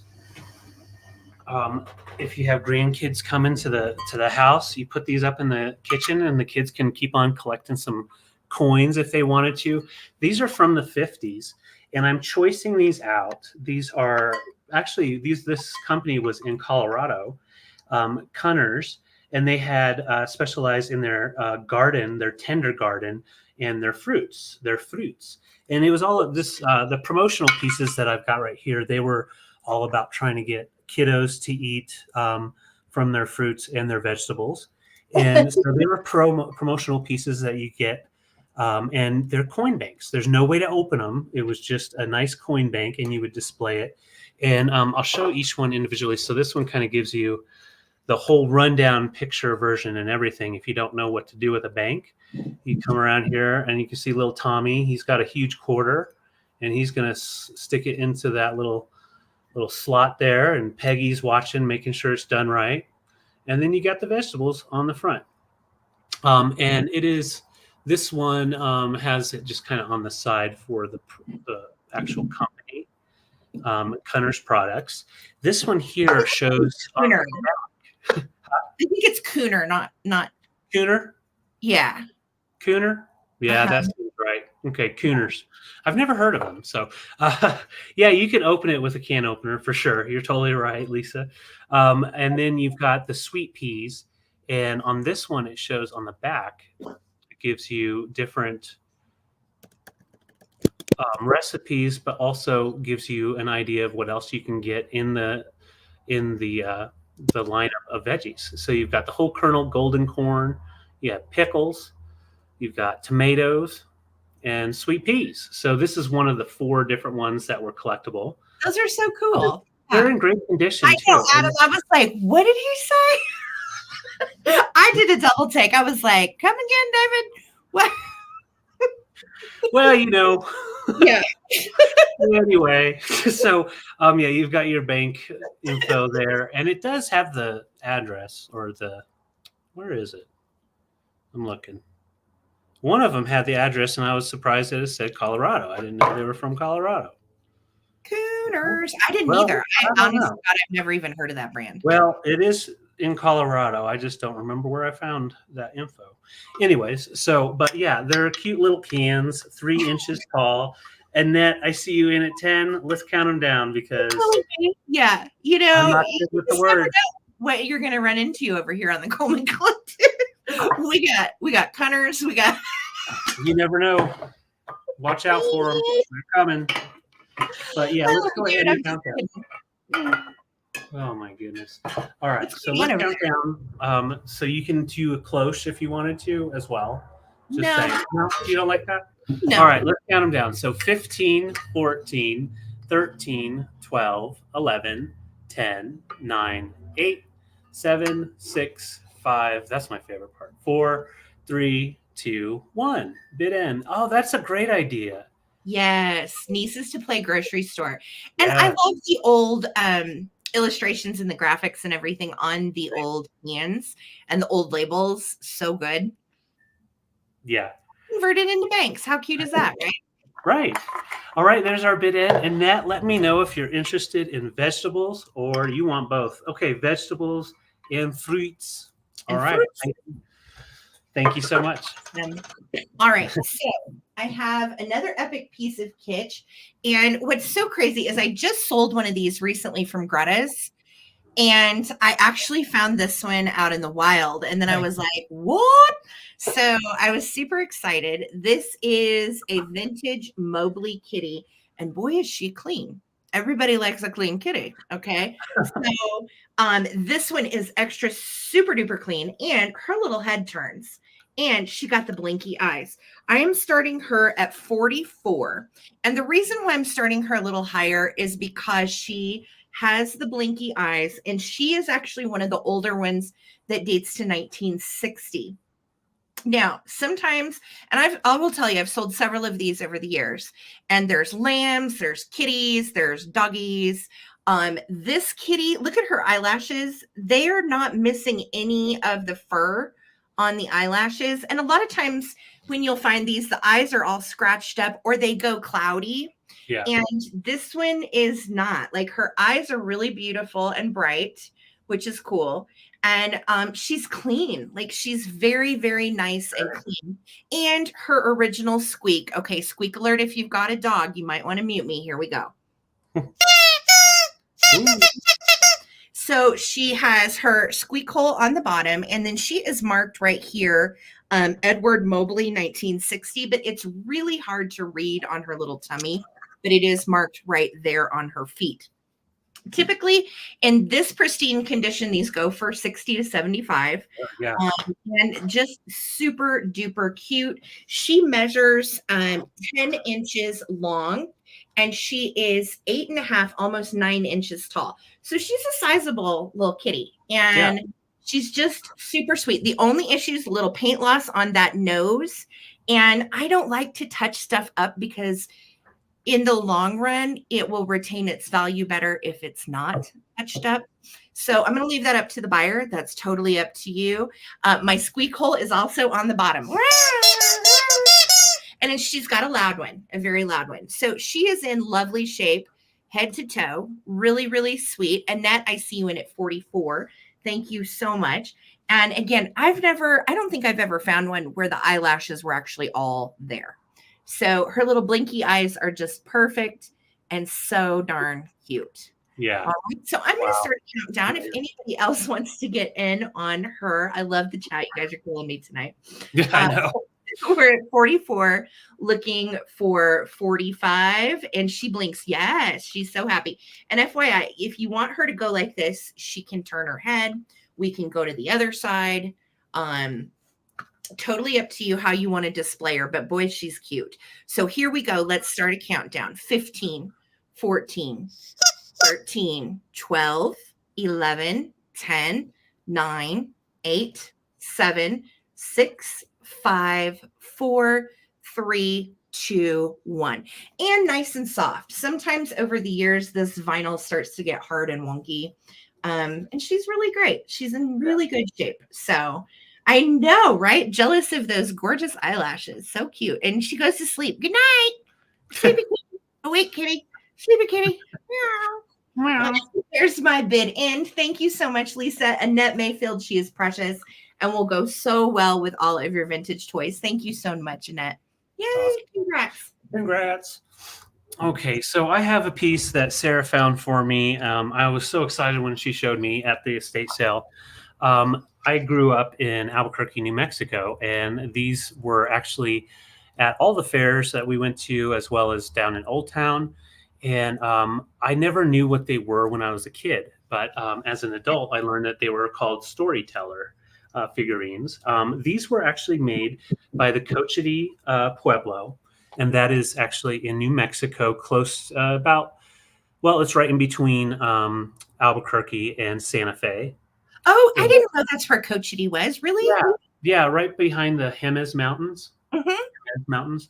And so this is a sign piece, and the Cochiti Pueblo, they're known for making these exact figures, the storyteller, and for making drums from their native roots. So they're the two types of pieces that they would make. Their population is less than 2,000. So it's a very small Pueblo that has stood against the test of time. And this is how they basically fund most of their goods that they have, with these beautiful art pieces. So this is called the storyteller. And so it's a native person sitting and telling stories of old to all the little kiddos in the lab. So those are all just a bunch of kiddos just hanging out and being told stories. This piece here is it is a vintage one. It is an older piece, and it is signed by Joanne Trujillo. And this piece measures right about 5.5 inches in height and displays beautifully. There is absolutely no damage to it at all. All of the paint is still there. And it's just a beautiful piece of native pottery in a figural piece, you know. I'm trying to read the comments too, but I'm seeing some funny stuff going on. English just kills me again. Yes. But yeah, you can see that nice soft paint, all hand painted, all handmade, and no one is exactly alike. So they all have. Piece. Yeah, it really is a fantastic piece. Look at the sweet little faces on the little guys that she's telling stories to. They're all just so happy. Like these are so cool. This one down here, I look like Elvis. these storytelling figurines when we went to Taos for our anniversary last year, actually. There were some similar ones like this, but they were all different sizes. There were huge ones with like little kids sitting on them. So they come in, different sizes. Yeah. Yes. Are you sure that? Yes, that was an estate sale, Sherry. Yes. But yeah, so you can still see fine. it sits perfectly, so it's not going to fall over. And yeah, it's nice native pottery from New Mexico. Yeah.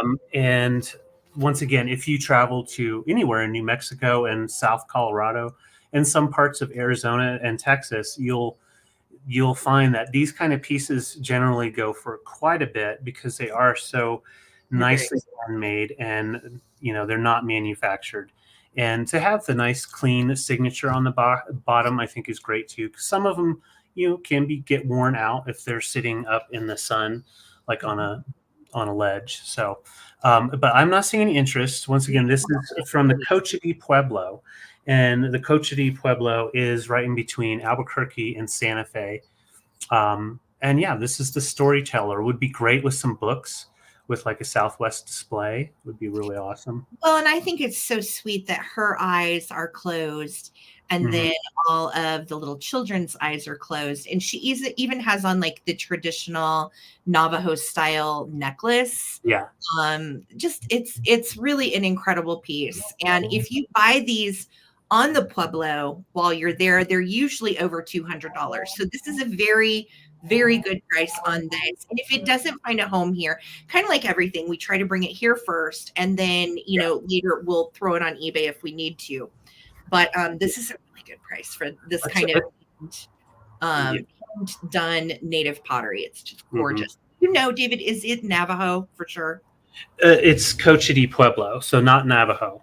Okay. So Cochiti actually is their tribe. Their tribe, yes. Okay. I wasn't sure. So that's really cool. Yeah. It's really cool.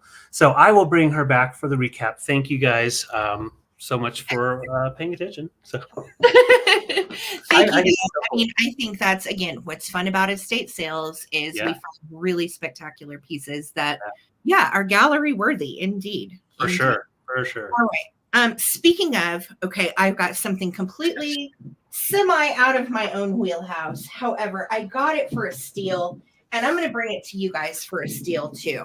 Oh, yes. This is huge. Okay. It is huge. And this also is an estate find. I am starting this only at $36.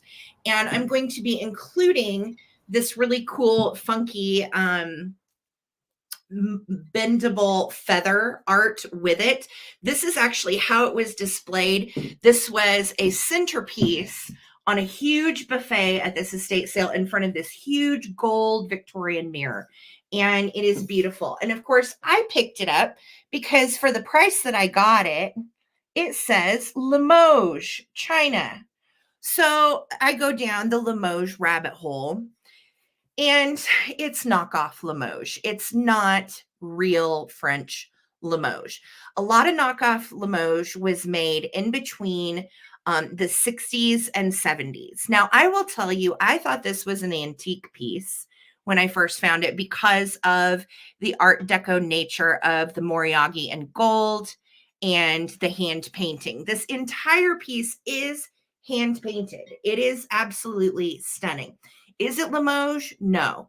Is it amazing? Yes. So again, for 36, I was like, you know what? I'm going to bring it. Look at all of the little flowers on the base. So you've got the pretty botanicals, and then you have this really groovy Moriagi style gold painting. Then you've got the little grape leaf that extends from the grapes, and then beautiful roses and amber and kind of fuchsia. And then the work at the top is stunning. It does not have any chips and cracks. Yes, comes with a hairpiece. It's a bendable kind of feather piece. And this was how she had it displayed. And I will tell you, her taste was very elegant and very pretty. Again, estate sale find. And this is a big one. This measures 16 inches tall. Okay. by 7 inches wide at the largest part of the base. So 16 inches tall by 7 inches wide, which means we still can ship it with pirate ship for a good rate. So don't worry about that. And it's marked Limoges, China. But when you go down the Limoges rabbit hole, you will find that there is a ton, and I mean a ton, of what they call imposter or fake Limoges. Right. So typically it would have been made by a maker trying to imitate the Limoges look. But usually when you find Limoges, it's not this bright gold. It takes on more of a like a worn patina on the real pieces, and the real pieces are usually always marked France. Right. However, the style, the color, I think it's gorgeous, and I got it for such a good deal. I feel like 36 is a great deal on it. Oh yeah. And if you, like I said, if you like the really funky little feathers, I'll send them with it. If you don't like them, no big deal. I'll probably keep it as a prop for other stuff. But I thought the way she had it displayed at the estate sale was stunning, and I wanted it, so I snagged it. I wanted it. And I did too. I love Limoges, and when you're looking at pieces out at an estate sale, if it says Limoges China, usually that's a good indicator of a 70s knockoff, which is still lovely vintage. They're still all hand painted and hand finished. It's just not actual Limoges. If this was actual Limoges, it'd be about $500 to $700. So still gorgeous. I love the Art Nouveau style with the Art Deco decorating at the top and the bottom. And it is a great piece. Mary, I see you at 36. Thank you so much for appreciating my find. I really liked it too. And the colors drew me in. It's beautifully painted and such a lovely piece. So let's start a countdown. If anybody else wants to get in on this piece, looking for 37. Here we go. 15, 14. Thank you, Laura. Thank you so much. 14, 13, 12, 11, 10, 9, 8, 7, 6, 5, 4, 3, 2, 1. Looking for a bid end. Thank you. Yeah. Watch out for Limoges Dollar General. Well, and what's funny, on some of the knockoffs, they'll spell Limoges wrong. And I'm like, how are you going to knock off something and not even spell it right? Right. Okay, there's my bid in from Lisa. Mary Causey, it's a stunner. Let me know if you want the feathers, okay? Congratulations, honey. It's so pretty. Thank you. Yeah, that was a beautiful piece there. It is. It's so pretty. All right. So I have 2 antique pieces that I'm going to show you. I'm just hold them up for a second. They are quite heavy. So they're both good old good old sad irons. They're called sad irons, which is solid. Sad means solid in Old English, so that's why they were originally called sad irons. So they're solid, thicker, solid metals. So first we have the cast iron one here, and that has the rooster clamp. And then this one is a little bit on the older side than that one. This one is a solid brass, and it has a double clamp on the top. They both do have their original wooden handles. So when you see something like this, when I first saw this one, I was like, I don't know how old this one is. And then I realized after researching it, it is the antique one. There is Phillips right here. So I saw that, and you see how it's rusting and it's not cast iron coated. So someone had put another screw on there sometime in the 50s or 60s to replace the original one. I don't know why. However, everything else on here is exactly original. I'm going to show you that wooden handle. And they were really well known for having a nice solid wooden handle. And then they went on to do handles that were actually able to come off for different reasons, so you wouldn't be able to burn your hand. But they're very interesting pieces. They were used in the 1800s all the way up to right into the early 1900s. And there you would put hot coal in them. Can you imagine? I know. And most people would have, when I was reading about it, most people would have 2. So when you're at the stove, you would have this one with coal, set it on the stove so it's warming up, and the other one that's already warm, you're working on the clothes, and you would just switch them out and keep Okay, going. that makes sense. But would you iron the clothes with the coals in them? Yes. That's insane. Yeah, No wonder you were probably burning up hot, sweating. Well, and that's the thing. They said something I was reading about said that these were designed to where the heat wouldn't come up. It would stop it right here, and the heat would stay down here, so the person that was doing the ironing wouldn't get too hot. So yeah, I'll open this up, and you can see this one has definitely been used way back when. So you would put your coals, hot coals on here, and then the ash would fall down. You clamp it down, and then you would just iron the heck out of your stuff. This one right here dates closer to about 1850, 1860. Wow. There is okay, go ahead. Yeah, and there is a missing rivet here just from age, probably rusted and popped off. It still holds on. So that's like what Sarah was saying. You don't want to fix that. You don't want to change it. Just leave it. That's just because of age. Yeah, this one right here is about 170 years old, something like that. I'm trying to do the math, about 170. And then the one with the rooster is about 120. So wow. Yeah, you could definitely use it for a really cool incense burner for sure. Yeah, very much. But yeah, you can see the wooden handle. Didn't set their clothes on fire with the right. Oh my God, that's insane. And now that I'm looking at it, that is so cool. So this one, I'm going to just show you how it's put together. So you've got the metal that goes through in here, and it goes all the way through, and then the back side has the larger nail head, and then it hooks down. But you can see that the actual wood handle rotates, so that way it's easier to use. So that was like high tech during the late 1800s.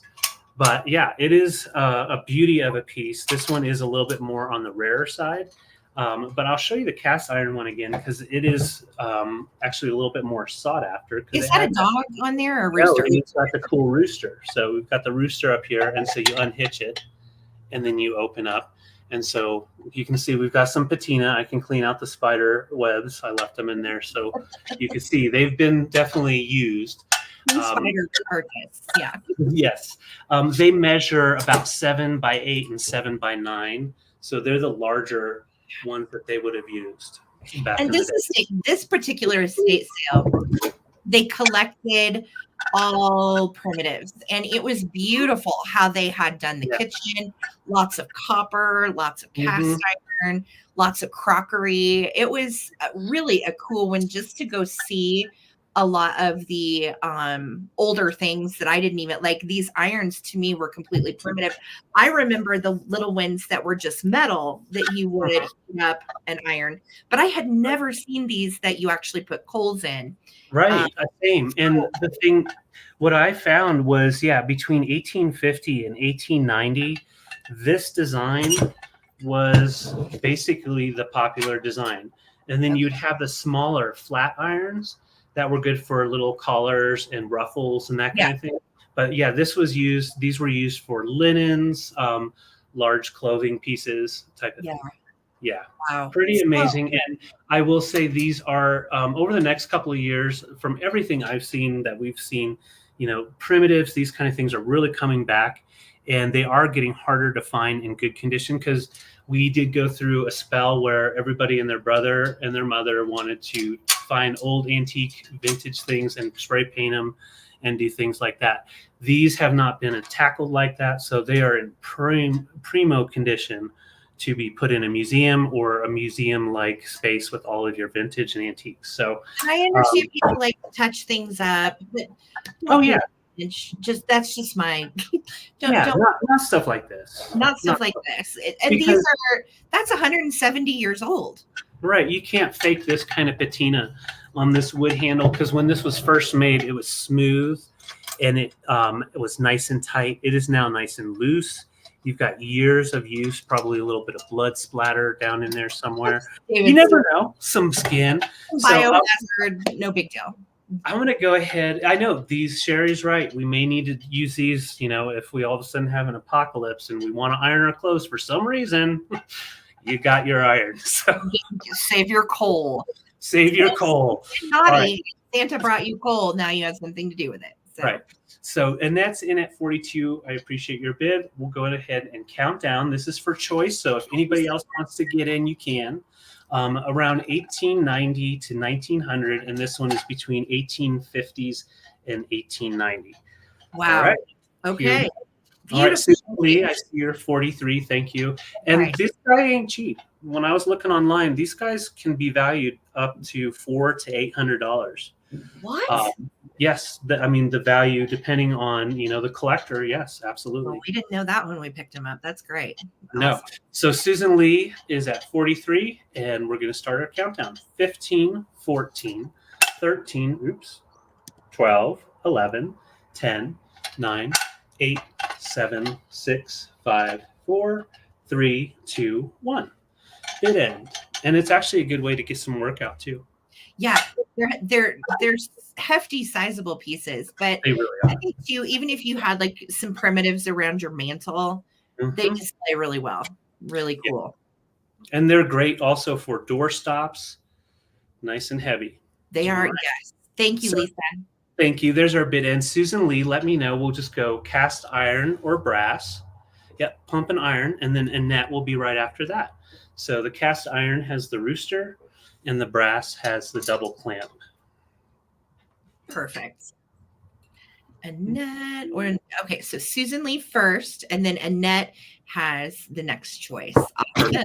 Lucinda, how you doing, honey? I didn't get to say hi to you earlier. I was just talking. Good to see you. So Susan Lee, I got you for the cast iron. Congrats. Okay. Thank you so much. And Annette, let me know if you would like the brass one. Or the 150-year-old one. Okay, Annette, I'm sorry. The black one already got taken. Black one already got taken. So this one is left. So I can. Oh, that's cool. I didn't know you're a rooster collector. That's awesome, Susan. Awesome. Good to know. So I will bring this one back for the recap.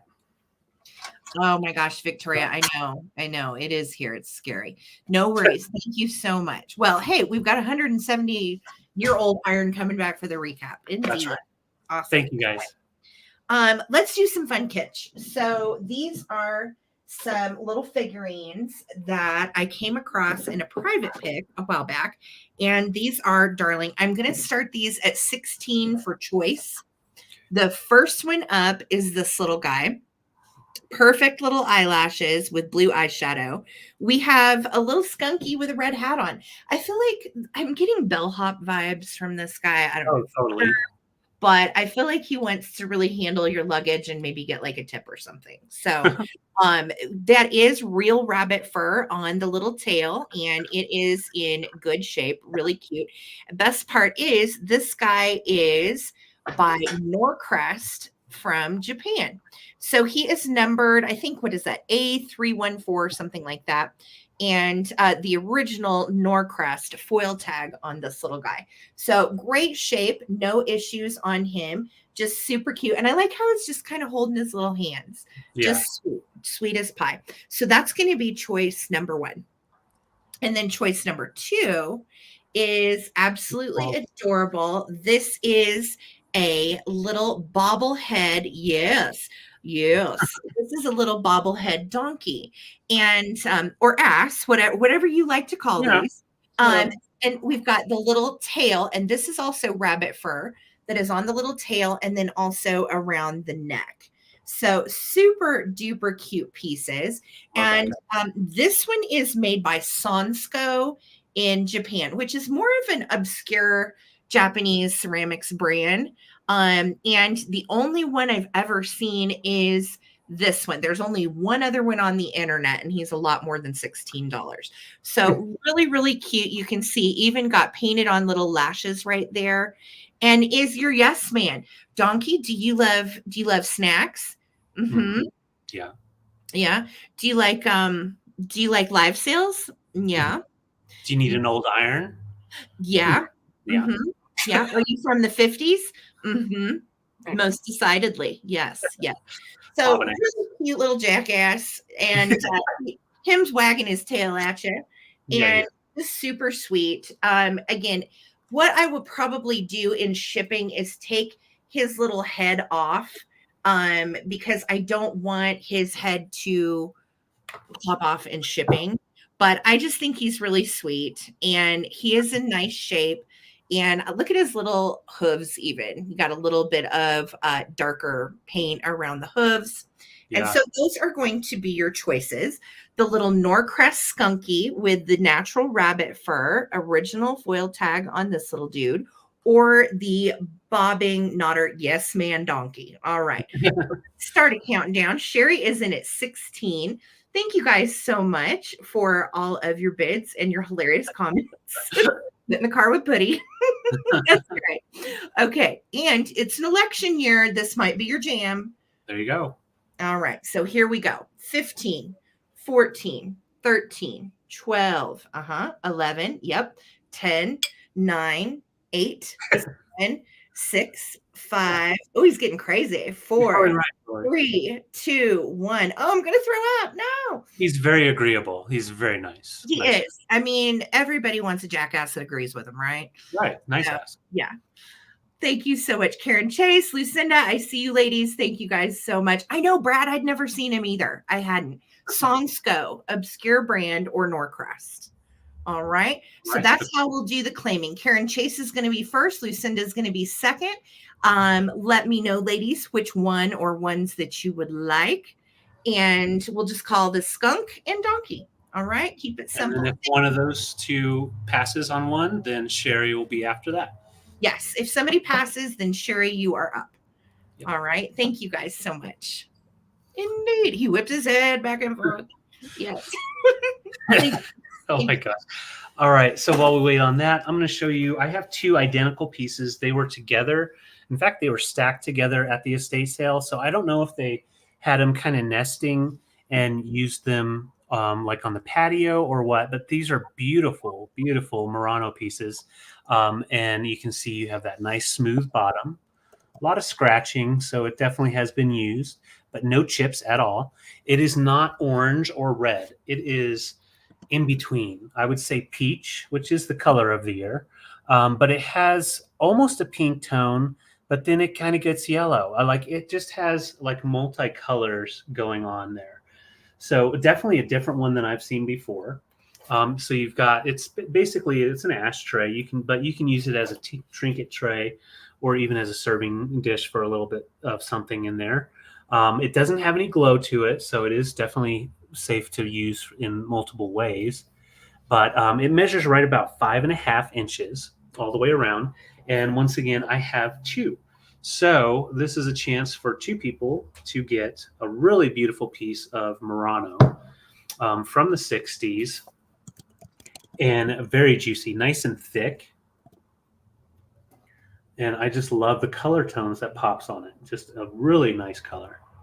I'll show you the edges. And it almost has like some clear cased around. You have some clear points that they did, which kind of gives it even a little bit different view. And a lot of the ones that I've found in the past, it's just nice smooth. This one has a ribbed on the clear on 3 different points. Yeah, a real thick ashtray for sure. So I'll show you how, as it sits, it has a nice glow. You can see it's glowing down here. And yeah, so they had them like nesting like this, which looks nice, especially when you're looking down at it. But they're also nice little pieces to put like on the edge of your nightstand to catch your brooches or your rings and that kind of thing.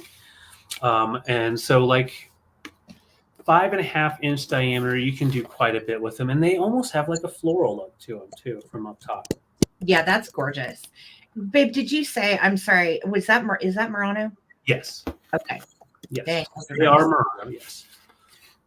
Yep, and they have that traditional pull on the 3 tips. You've got that traditional pull. So they pull it back here on each one. And then on the front, that's where they curl these in. And then they used an extra tool to give that little, like the ribbed look to it. And then really smooth on the bottom. Yeah. Really smooth. That is such a weird color. Isn't it? It like has multiple colors. It's more like a peach, really. It's like an ombre orange, peach, pink. This is so different. Yeah, in fact, I'll turn it slowly so you can see that as you turn it, the pink pops out, and then like the orange peach tone comes out, and then you've got a little bit of that clear on the outside, so it gives it even more to it. It has an interesting depth, and they're Mhm. beautiful. You know, Murano too is something that I know a lot of you guys collect, but I feel like it's something that will always retain value because Murano glass is luxury glass. It's beautiful. Luxury glass, Yeah. yes. Yeah, a beautiful glass can only be made this way on the Murano Island, and it's never been duplicated exactly by any other company. But yeah, both of them have a nice smooth bottom. They both have no damage, no issues, and Wow. yeah, they're just beautiful. So I'm not seeing any interest. And once again, for 28, I Good have price. choice. Yeah, great price for Murano, and they can be used as trinket dishes, especially considering they have that nice texture. I think it kind of gives them a little bit more of an ornate look. Mhm. So I will bring these back for the recap. Thank you, guys. That's gorgeous. Oh my gosh, gorgeous, gorgeous. All right. So next up for me is going to be a bundle of goodness, a bundle of fun. Okay. And this is super silly, but I love it. This is an old wig stand. And David, I'm starting my bundle at 36, and you're going to get all three pieces in this bundle. So this wig stand dates to late 50s, early 60s, and it has velvet eyes that have been placed on with eyebrows, a velvet mouth, and a drawn on nose, much like the eyelashes. Don't ask me why. I don't know. But I think it's amazing. I love these. And if you ever look at any of the old wig stands of old, they all have this seam and they're all sewn. And this is almost like, I'm trying to get you as close as I can. It's like a canvas material. Yeah. So really cool. It's kind of a mustardy yellow. And with, I thought it was a light bulb. I know. Isn't it weird?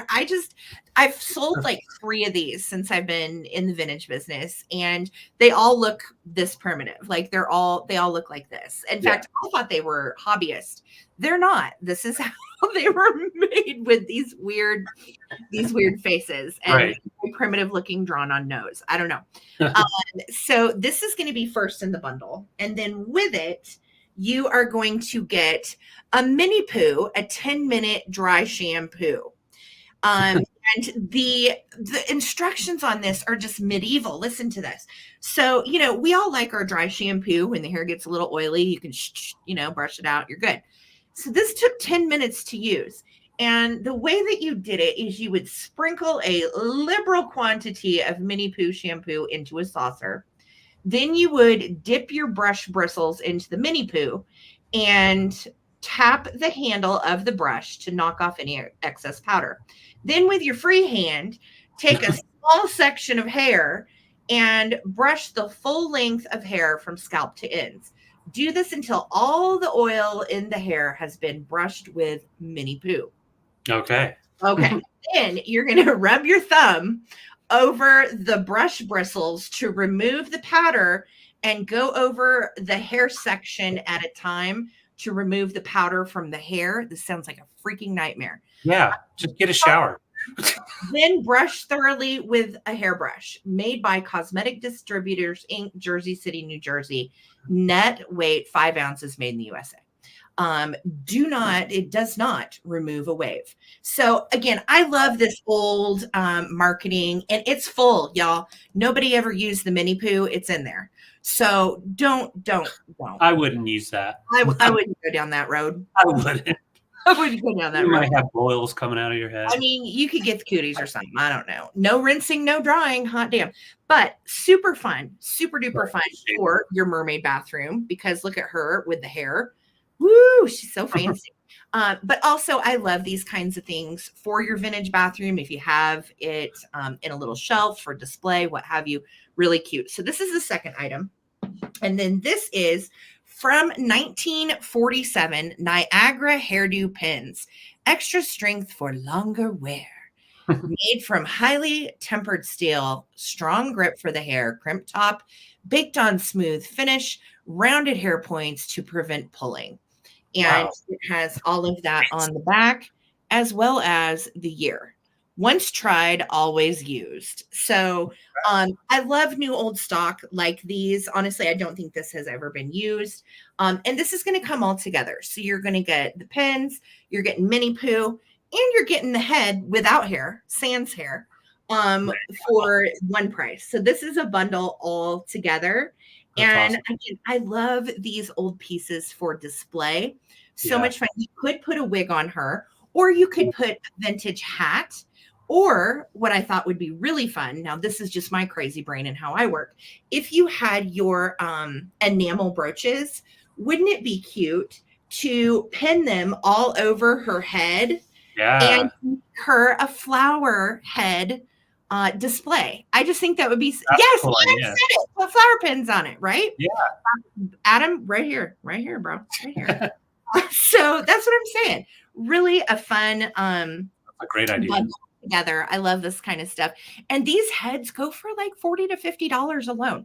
So fun, funky weirdness. This is for the weird ones out here that get me. Yeah. That get me. Yeah, fun Mother's Day present. I agree, Phil. But yeah, I'm here for the flower pins. And if she doesn't sell, maybe that's just what we'll do. Would you? I would like to come to every sale. All right. I don't see any interest in my mini poo or my head or my 1947 hairpins. So they will just, I know. I was thinking that the enamel pins or brooches, I mean, you could really hook her up. She's pretty cool. So, all right. No weirdos out there tonight want her. That was okay. Annette, you've got my weirdo vibes, girl. You feel it. You feel how cool this is. I think it's epic. And again, yes, we are. You are weird. You're my people. I'm weird too. Queen of the weird. All right. So I am going to start a countdown. Thank you, Annette, for your bid. I know it is creepy, but it's also fabulous. With a hat or some pins, she could be less weird. So here we go. 15, 14, 13, looking for 37 or more. 12, 11, 10, 9, 8, 7, 6. Love me. 10. No, wait. 4. Shit. I can't. 3, 2, 1. Bid in. I'm so sorry. I cannot get it together with counting, apparently. It's that creepy head. It's her. She's kind of throwing me off. Yeah. I think it's pretty cool, dude. I think so too. Cool. You know, she's very positive. I mean, if you keep her around, she'll say really nice things. That's right. Yep. Good way to hold your retro bathroom. Yeah. So good. Okay, there's my bid in from Lisa. I know, Verlaine, that's what I thought too. I'm like, cram brooches all in her head. It'd be so cool. Right. So thank you, Annette. I love this. And send me a picture of what you do with her. I want to see because I think she's so cool. Thanks, Annette. All right. So my next item it's a three-fer. It's all coming together from the estate sale. They had the set of 3, and I feel like why not keep them together since they are supposed to be together. So they are Ttbsarahc by Goran Worf. He did the design for Ttbsarahc. Amy Wildflower. It's Cooter Booter. Cooter Booter. And this is the sunflower design by Ttbsarahc. And these are nice, solid crystal, extremely nice clarity. And so the first one is going to be the tallest one, and they're candle holders. So when you look down, it looks like a sunflower. So you can put a nice tape or nice candle in there. The second one is a little bit shorter, and they do all nest to be put away, which is excellent if you don't want them out year round. And this one can take another candle or just like a little votive. And you can see the fingers go up and then they come down and just have a really nice glisten to the actual glass itself. I like Ttbsarahc because it's always chunky and it's always really nice clarity. Very nice clarity. David, are these 60s? Did you find out? Yep, from the 60s. And it was Goran, Goran Worf, Warff. He was the one that designed the sunflower design. Okay. And this is the one that is a taper. So you have the 2 for a regular candle or a votive, and then a taper. And you can still stick a votive in that too, for sure. And yeah, you could put a votive over that because you do have the extra lip there. So to show how they display all together, they're really phenomenal and great this time of year with summer popping through. Sorry, Lemmy. Oh, with color changing LED lights. Yes, please. Yes. Lights in there. I've got a couple here. I'll just pop. Yes, Worf from Star Trek designed these. Tell your friends. Yeah. That's correct. No, I have no idea what you're talking about. Screw down. Okay, well, anyways, that one's not lighting, so you just have to imagine. But yeah, they're excellent condition, no damage at all. And it's the set of 3, which is very, very hard to find unless you go to an estate sale or find the collection all together, put together. This estate sale was pretty killer, honestly. A lot of the things we have tonight was from the same estate sale. And they were just one of those people that you knew when you looked at their stuff, like, I would have liked these people. Like, we could have hung out back in the day. I was born in the wrong era. Yeah. I know. I totally feel the same way. And I will say, now this price, I'm doing 42 at us all. That's basically getting 1 for free, because the taller one usually between 20 and 30. That one's usually the hardest one to find. This one, 15 to 20, and then about the same on this. So I'm basically throwing that one in, keeping them all together. So really good price on that Swedish crystal from the 60s with the sunflower design. Looking down, you can see the sunflower design. Yeah, I love the petals. And I like how they're all just kind of, some are tall, some are short. Yeah. Really cool design. It's a really neat style, and it can go with multiple design, multiple decor, for sure. And you can use them at the table. You can use them in a display. Definitely different. Oh my gosh, no, we don't do that. That's hysterical, though. That's a great idea. So right? all together, $42. And once again, when it's time to put them away, if you're not wanting to keep them out, they do nest fine. I mean, not like you're going to display them that way, but when you're putting them away, they do nest. So it's a very easy piece to put away if you want to just have it for Christmas time or for summertime because of the sunflower. I think with just real little votive candles in them, so pretty. Lots of shine. Oh, for sure. And those fingers, it kind of goes in between the little petals, so light will shine through, and then some will get reflected off. Just really casts a lot of cool color, for sure. All right. Well, I am not seeing any interest. I will put these down so we don't break them and bring them back for the big old recap. Have you noticed, though, it is kind of interesting how, like, the last 3 years, glass was so uber hot, and now everybody's full of glass, and we have a hard time moving glass at times now. So, yes. True. Brian's in at 42, sweetie. All right. Thank you, Brian. I will go ahead and start a countdown. So if anybody else wants to get in, you can. 15, 14, 13, 12, 11, 10, 9, 8, 7, 6, 5, 4, 3, 2, 1. And thank you, Brian. Really nice with your high-end vintage goodies. Yes. High-end mid-century coolness. And Swedish glass is my favorite. Aside from Blinko. Blinko is like my first love, but well, I don't know. Yeah, Blinko, yes, but there's something about some of the Swedish pieces out there, just very flowy. Brian, congrats. They're all coming to you. Thank you. Great deal. Thank you, Brian. Awesome. Alrighty. I have an interesting piece, and I will tell you, again, beautiful estate sale that I went to. Do I ever pick up Capodimonte for any reason? No. Why? Because it's always broken. Well, this estate sale, she kept things in very nice condition, all in places. And this is a piece of Capodimonte porcelain that I am starting at 24, David. Okay.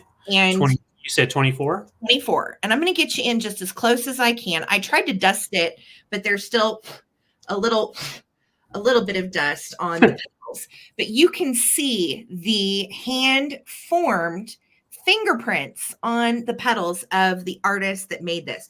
You can see the fingerprints in the leaves. You can see the fingerprints in the petals. It looks like, it's just such a neat piece. And of course, it is marked here on the back, Capodimonte from Italy. And it is also got its original tag from Napoli. And it also has a little blurb that is in Italian, but also in English. And it just says, this piece is completely made and painted by hand by qualified artists, Capodimonte, Naples. So, and I thought it was really pretty because of the stem as well, Yeah. with the little bud on it. Really cool. And it's just formed beautifully. I'm trying to get it in close enough to where you can see the thumbprints on this, but literally every petal on this has a little thumbprint or some type. You can literally see the fingerprints in the molding and how they press together these tiny, thin pieces of porcelain. That is not a chip. This is how it's made. Okay. It is absolutely so realistic. look like little chips, but that's actually how the petal is ruffled under. I ran my finger around them to tell for sure. There's just a little paint loss right there, but it's not really even a chip. There's a little dust still on this. Again, came from an estate sale. Such a pretty piece. And like I said, I never pick these pieces up because they're always broken. But this one wasn't. And I was like, good grief. It looks real. Yeah, it does. like, Phil asking what color that is again, for sure. I think, let me see what I wrote down. Blush rose. Blush rose. Matte finish blush rose. That's all I've got. Oh yeah, for Mother's Day. My gosh. Yeah, it is absolutely gorgeous. Victoria's right. They are better in person. And the thinness of these little leaves and these petals, like, it's scary. This was one of those where we had a big bag at the estate sale and we checked out. And she said to me, do you want to carry this? And I was like, yes. So literally I carried it like this to the car. I was like, I'm not doing that. Even wrapped up, I'm not putting that in a bag. No. So I will pack it with love for whoever wants it. It is a gorgeous piece of Capodimonte. And I couldn't leave it behind. It's so pretty. Right. Ooh, it's 7 and time for a giveaway. Thank you, Susan Lee, for the reminder. You rock. Yeah. I'm just asking $24 for this if anybody's interested. I thought it was really nice for spring, but also with Mother's Day coming up, I think this might make a nice gift for mom. And it's handmade. Literally, you can see the little fingerprints in it. I'm sorry the camera's not picking it up, but they're there. It's really neat. So 24, if anybody's interested, of course, it sits flat like this, and it does have its original tag. Okay. Wow. So 24, if anybody is interested, gorgeous rose. And I don't see any interest, so we will keep it moving. And yes, thank you for the reminder. It is time for a giveaway. Yes. One of our pups is dreaming right now. Oh my gosh. It's hilarious. Somebody's dreaming. That's so cute. Do I have something for the giveaway? It's $5 in Coleman cash. Sarah, hold on. Rhonda is in. Rhonda.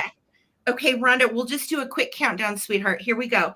15, 14, 13, 12, 11, 10, 9, 8, 7, 6, 5, 4, 3, 2, 1. Looking for the bid end on this stunner. And again, I see Capodimonte pieces often, but I rarely ever pick one up because they're always broken, always. So yeah, I know, Victoria, that it's intact. I was like, heck yeah. But again, that's the fun of estate sales where things were actually kept nice. So Rhonda, thank you so much. This is coming to you. Gorgeous piece. Enjoy. All right. Sweet. So Coleman cash. $5 Coleman cash. All right, here's your question. This is going to go to the first person that answers this correctly. No purchase necessary. You can put this towards any purchase between now and May 7th. Here we go. The line, nobody puts baby in a corner, is from what movie? Nobody puts baby in a corner. I loved this movie as a kid. Why I was allowed to watch this movie as a kid, I don't know.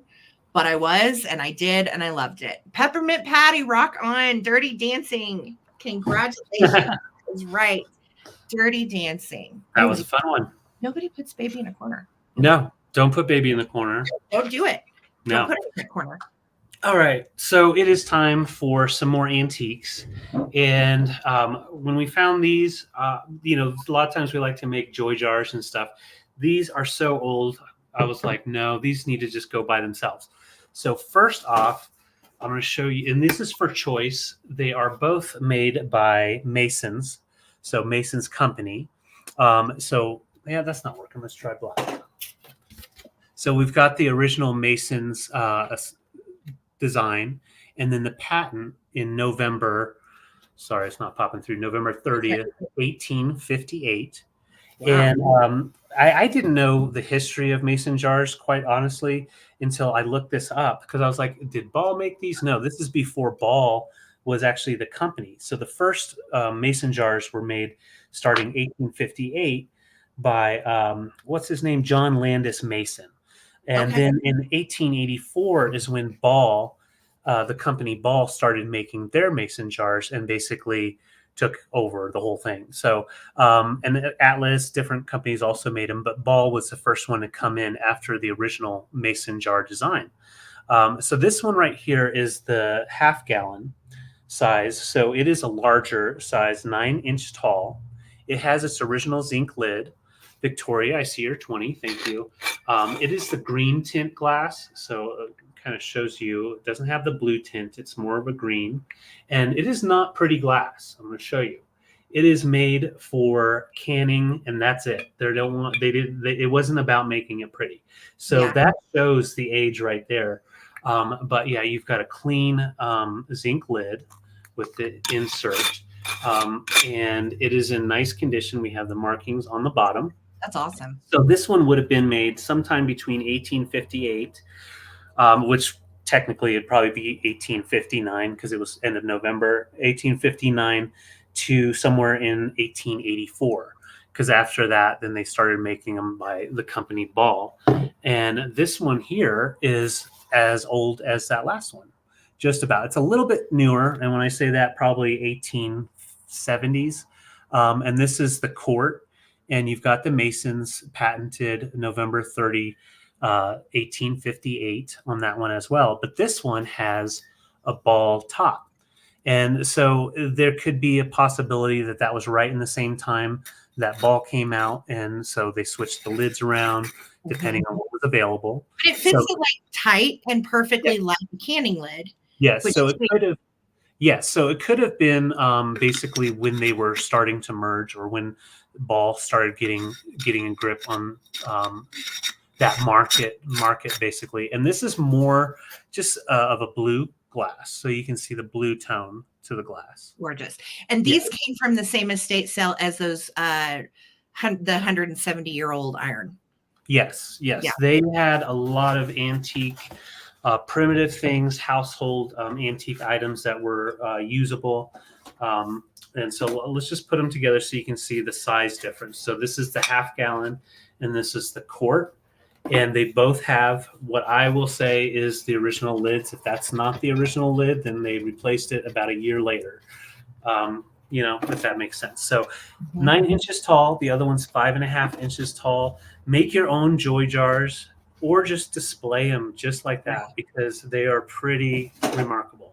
Well, and they're really collectible. And again, they're pieces of history. I mean, they're that old. And when you think about my grandma's grandma canned pickles and, all kinds of things in these jars.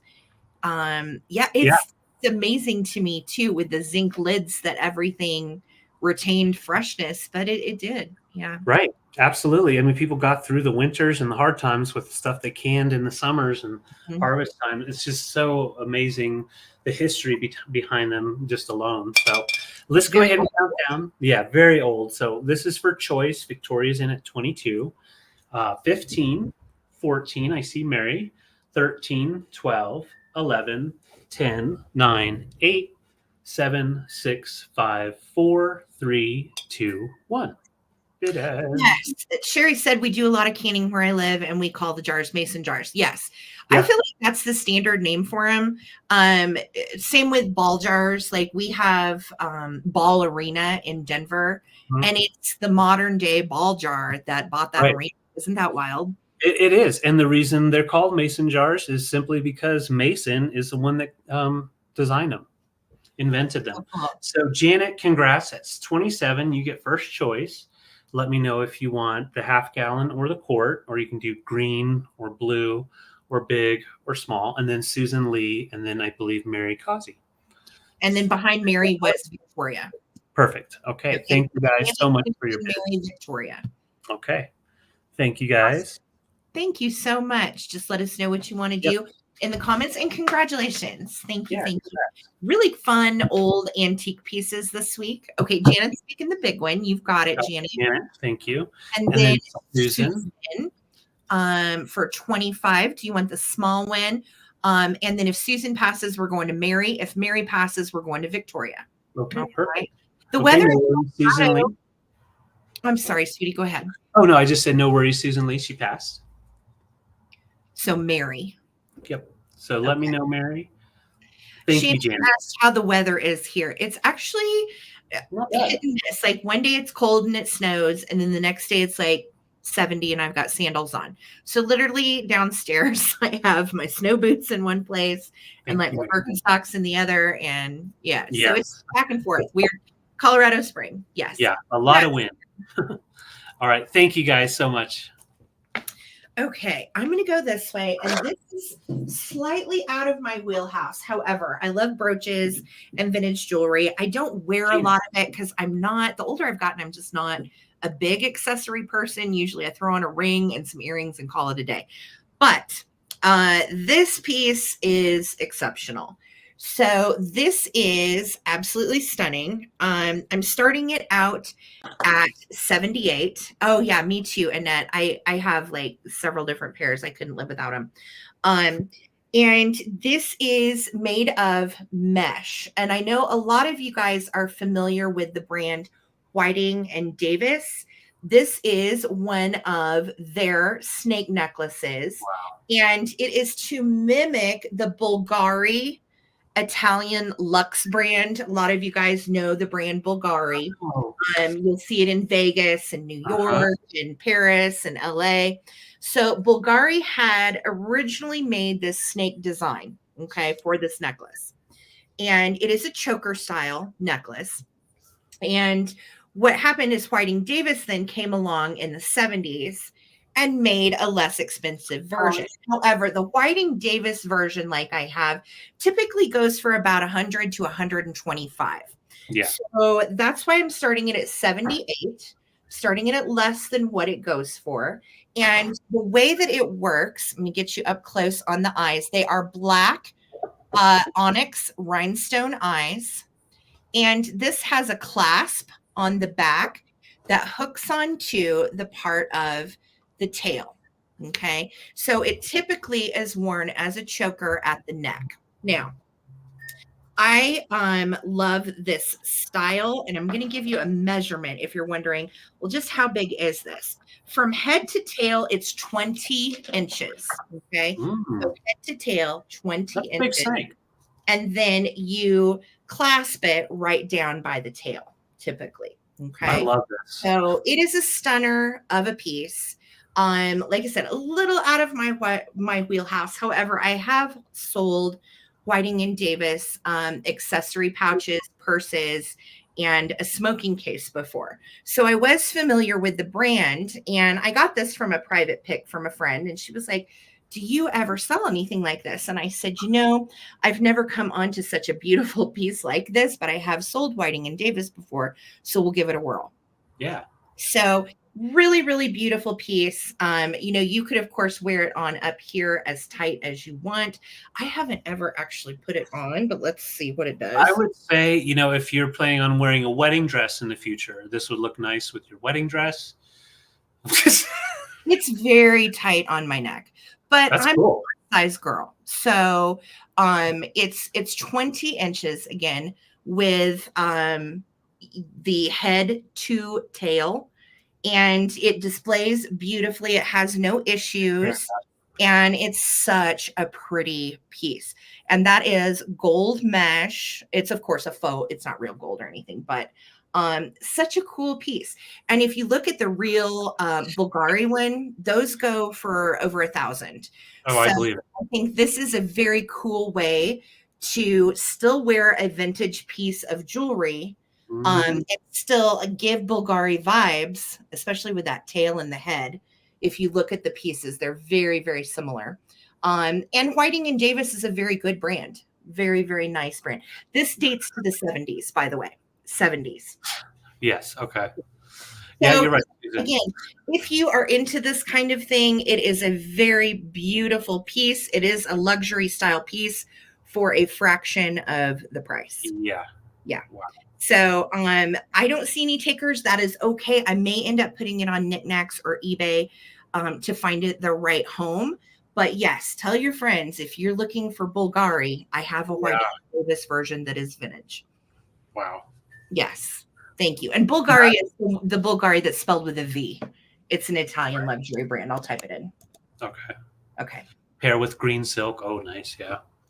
Yeah. When I was a kid, if I had seen something like that in my mom's room, I would play with that snake because it looks like a real snake.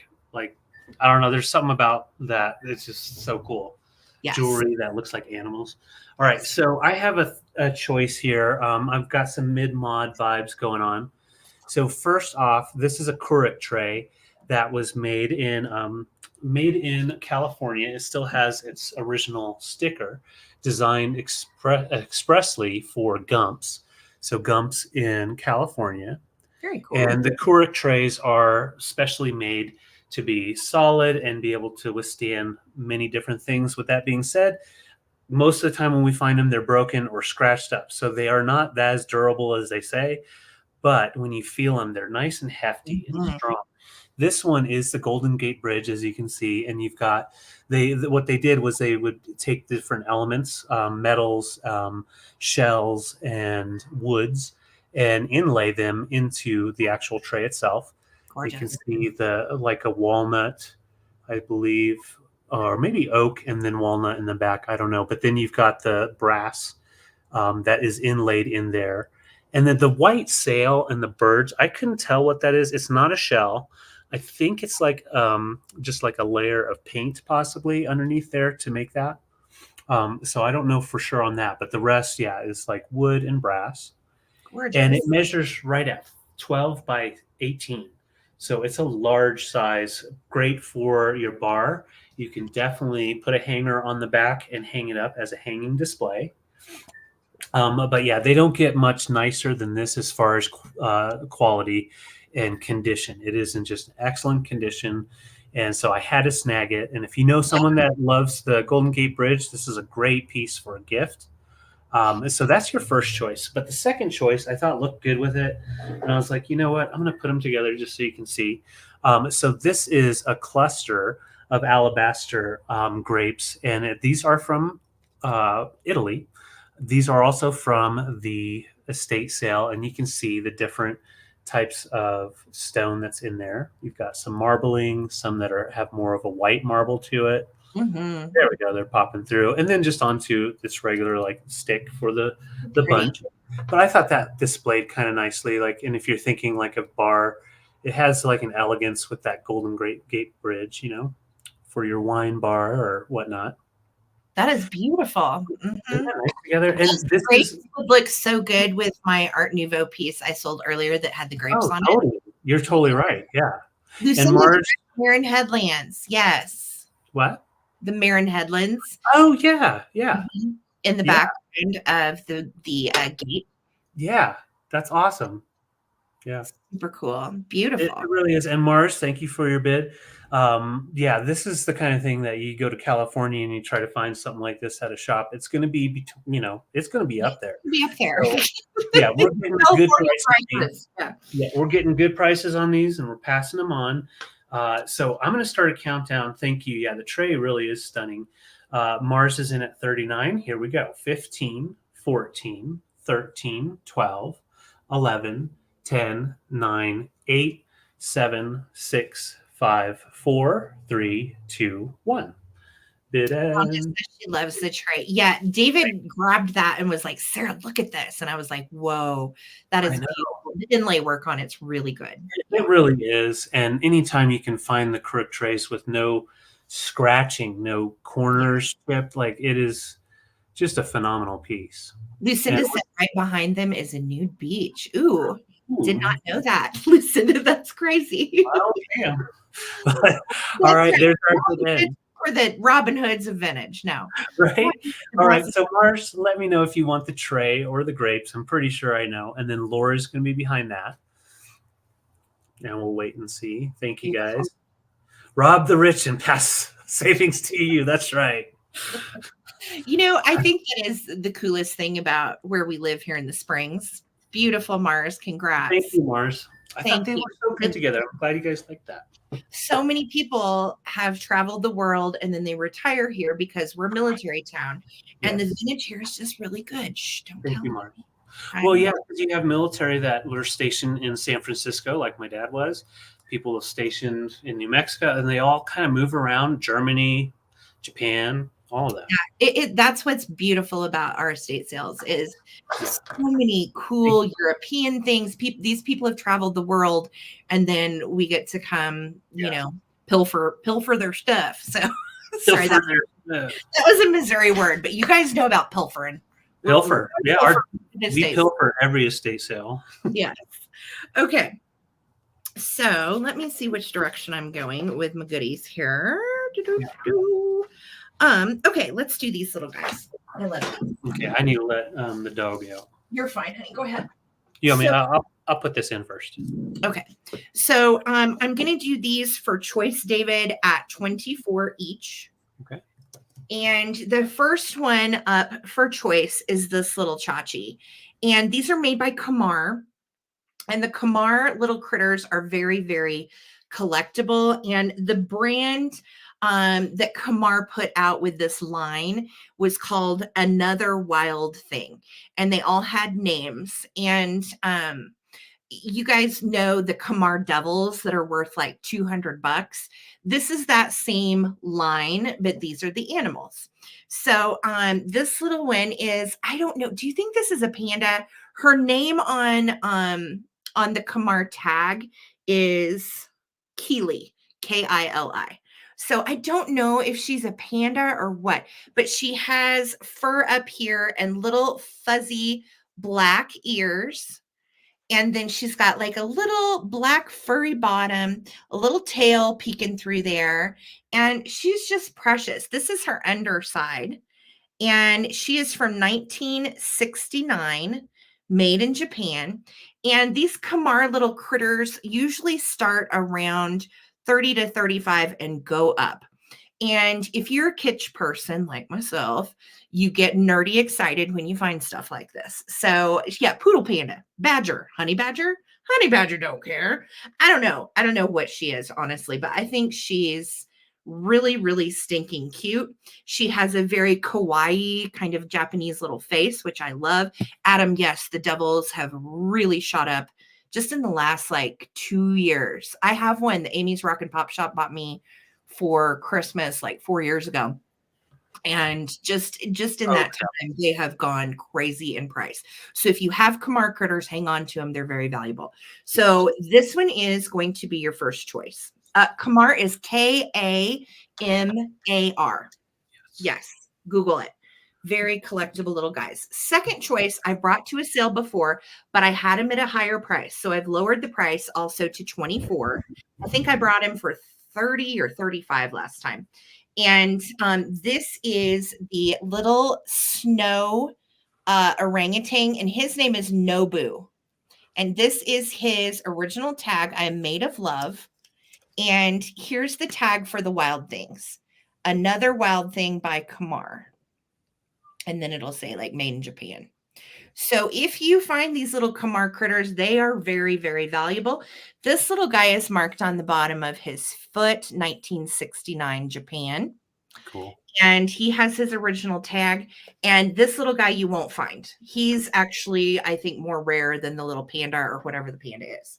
So this is going to be for choice. And again, this is going to really appeal to my kitsch collectors because these are they're just so cute, first of all. Right. And look at their little eyes. Their little eyes are actually similar. We Yeah. love you, David. Well, I love you too, guys. God, I want to snuggle you now. Let's snuggle, David. Let's snuggle. Hey, Holly Berry, it's good to see you. Hi, Holly Berry. Good to see you, sweetie. Phil, I see you're 24. Bridget, I see you're 25. Thank you so much. I love them. Again, if you find them in the wild, grab them. It doesn't matter what animal it is. If you ever find the blue devil or the red devil, you just found like a $200 doll. So they're just extremely fun to collect too, because they are all very expressive and they're all just really, really cute kitsch. Yeah. So I'm going to start a countdown. We're at 26 with Bridget. Thank you so much for your bids, you guys. And here we go.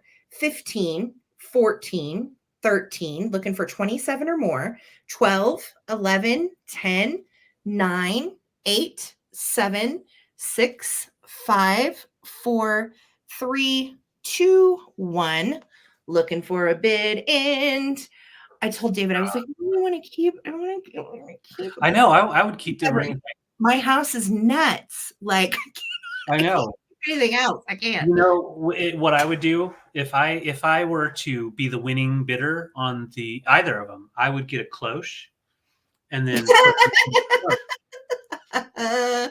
you get a cloche and stick him in the cloche. Absolutely. Absolutely. I like doing his hair like a troll doll too. Pretty fun.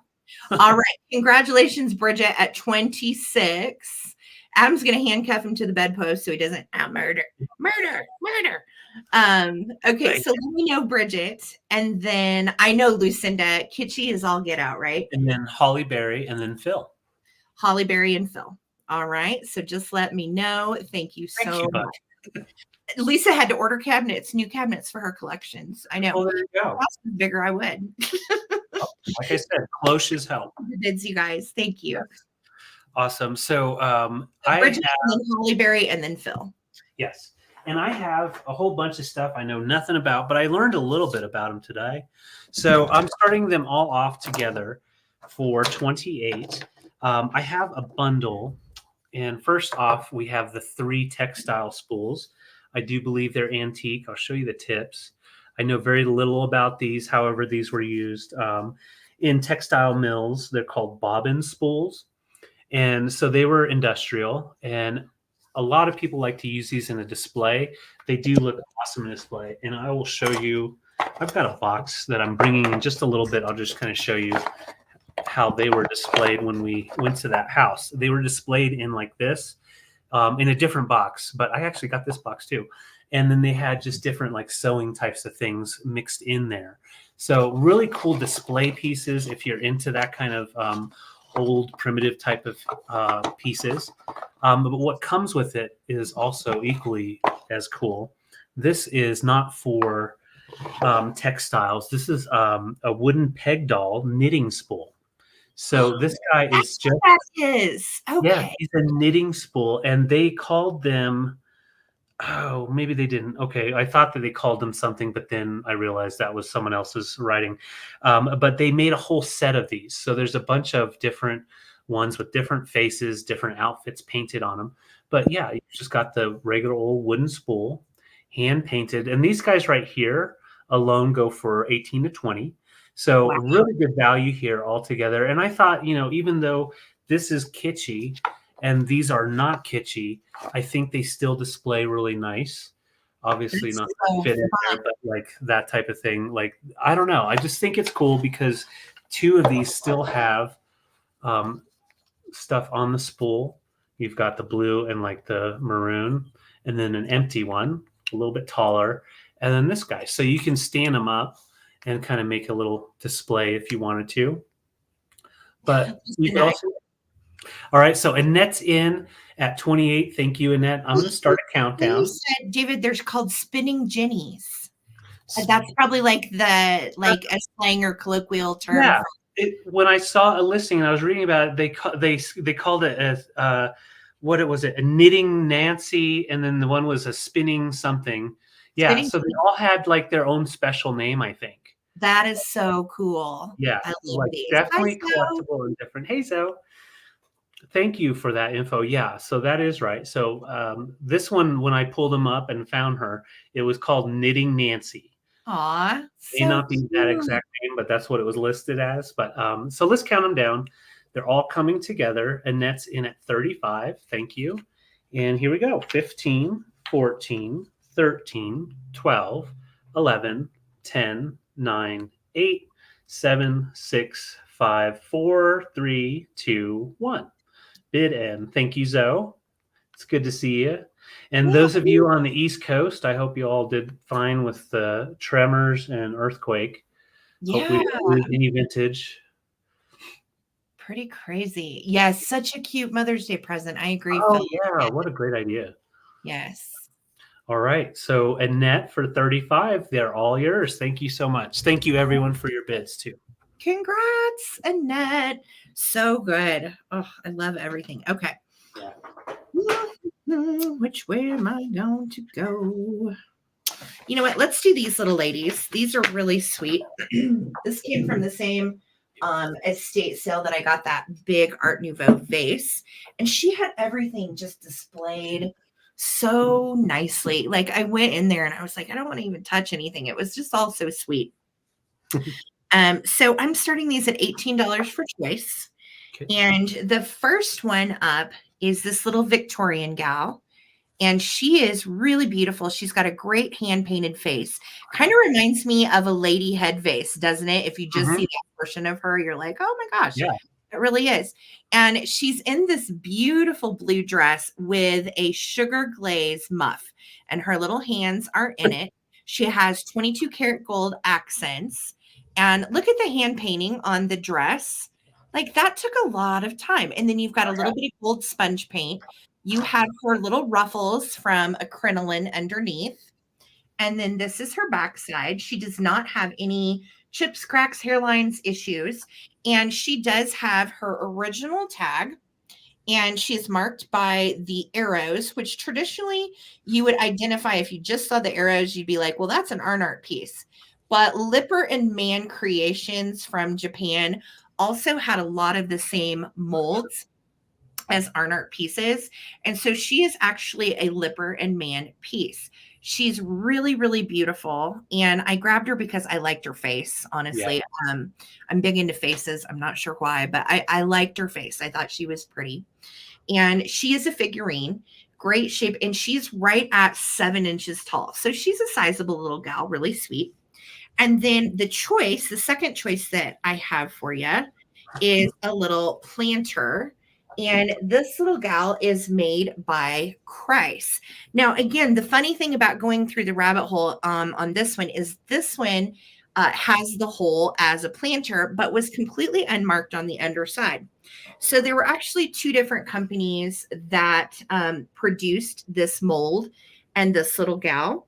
And she is made by Christ, I figured out. But Florence Ceramics also had this same mold, and she had a name if she was Florence Ceramics. Now, as those of you guys know that collect this kind of thing, if she was Florence Ceramics, it would say on the bottom, engraved into the ceramic, Florence Ceramics, and then it would have her name.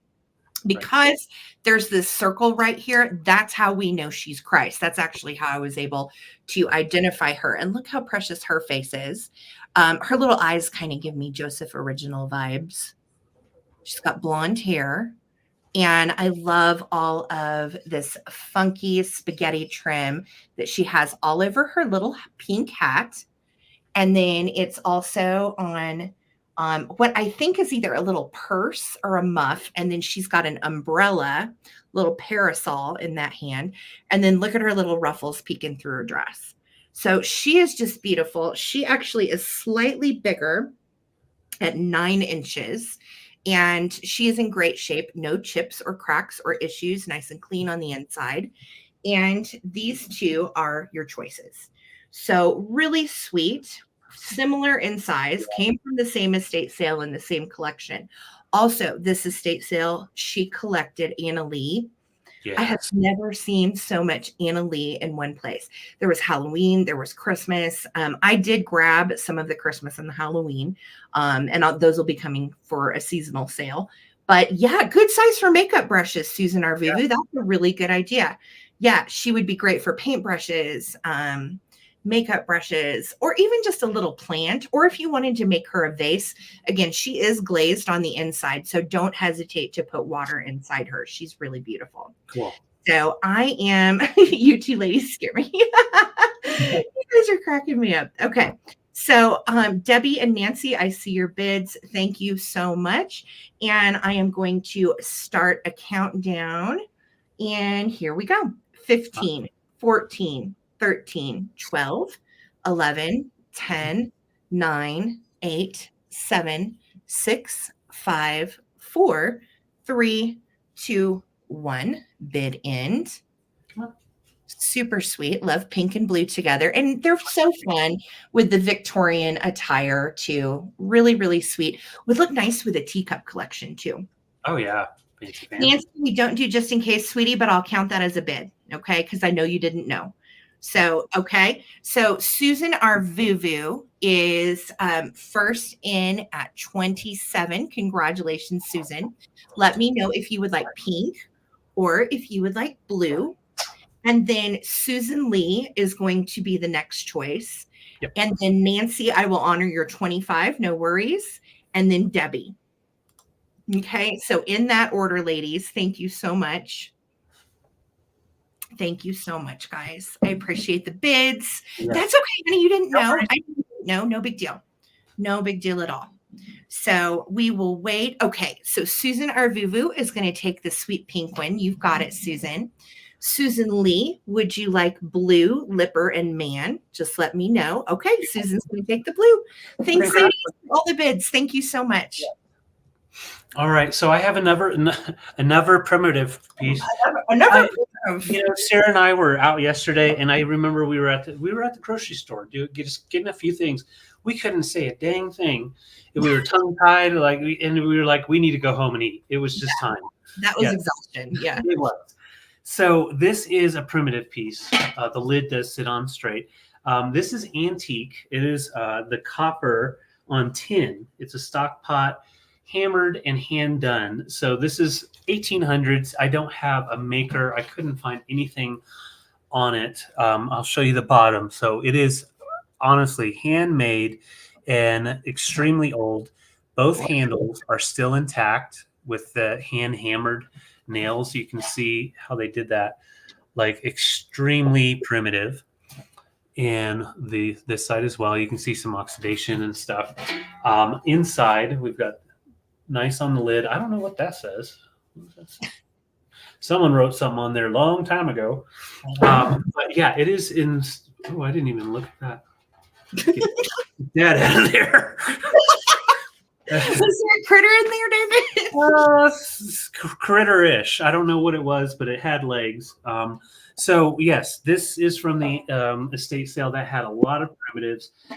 They probably had their stuff handed down to them, most likely, because they didn't look like the stuff. It didn't look like they went thrifting or picking, that type of thing. These were items that they enjoyed in their family.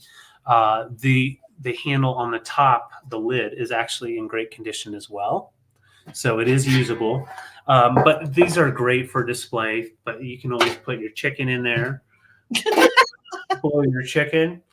But no, seriously though, it is a really interesting piece, thinking about this being over 200 or over 120 years old and used as a stock pot, and can still be used if you want to have issues, bacterial issues or anything like that. Otherwise, you can just display it. Yeah. I think too, again, and I know I always go to a mantle, but here's where my brain goes. Yes. If you had like some firewood or some kindling in this, you could set the lid to a side and then hanging with one of those, what do you call it? Bellows. That kind of stuff.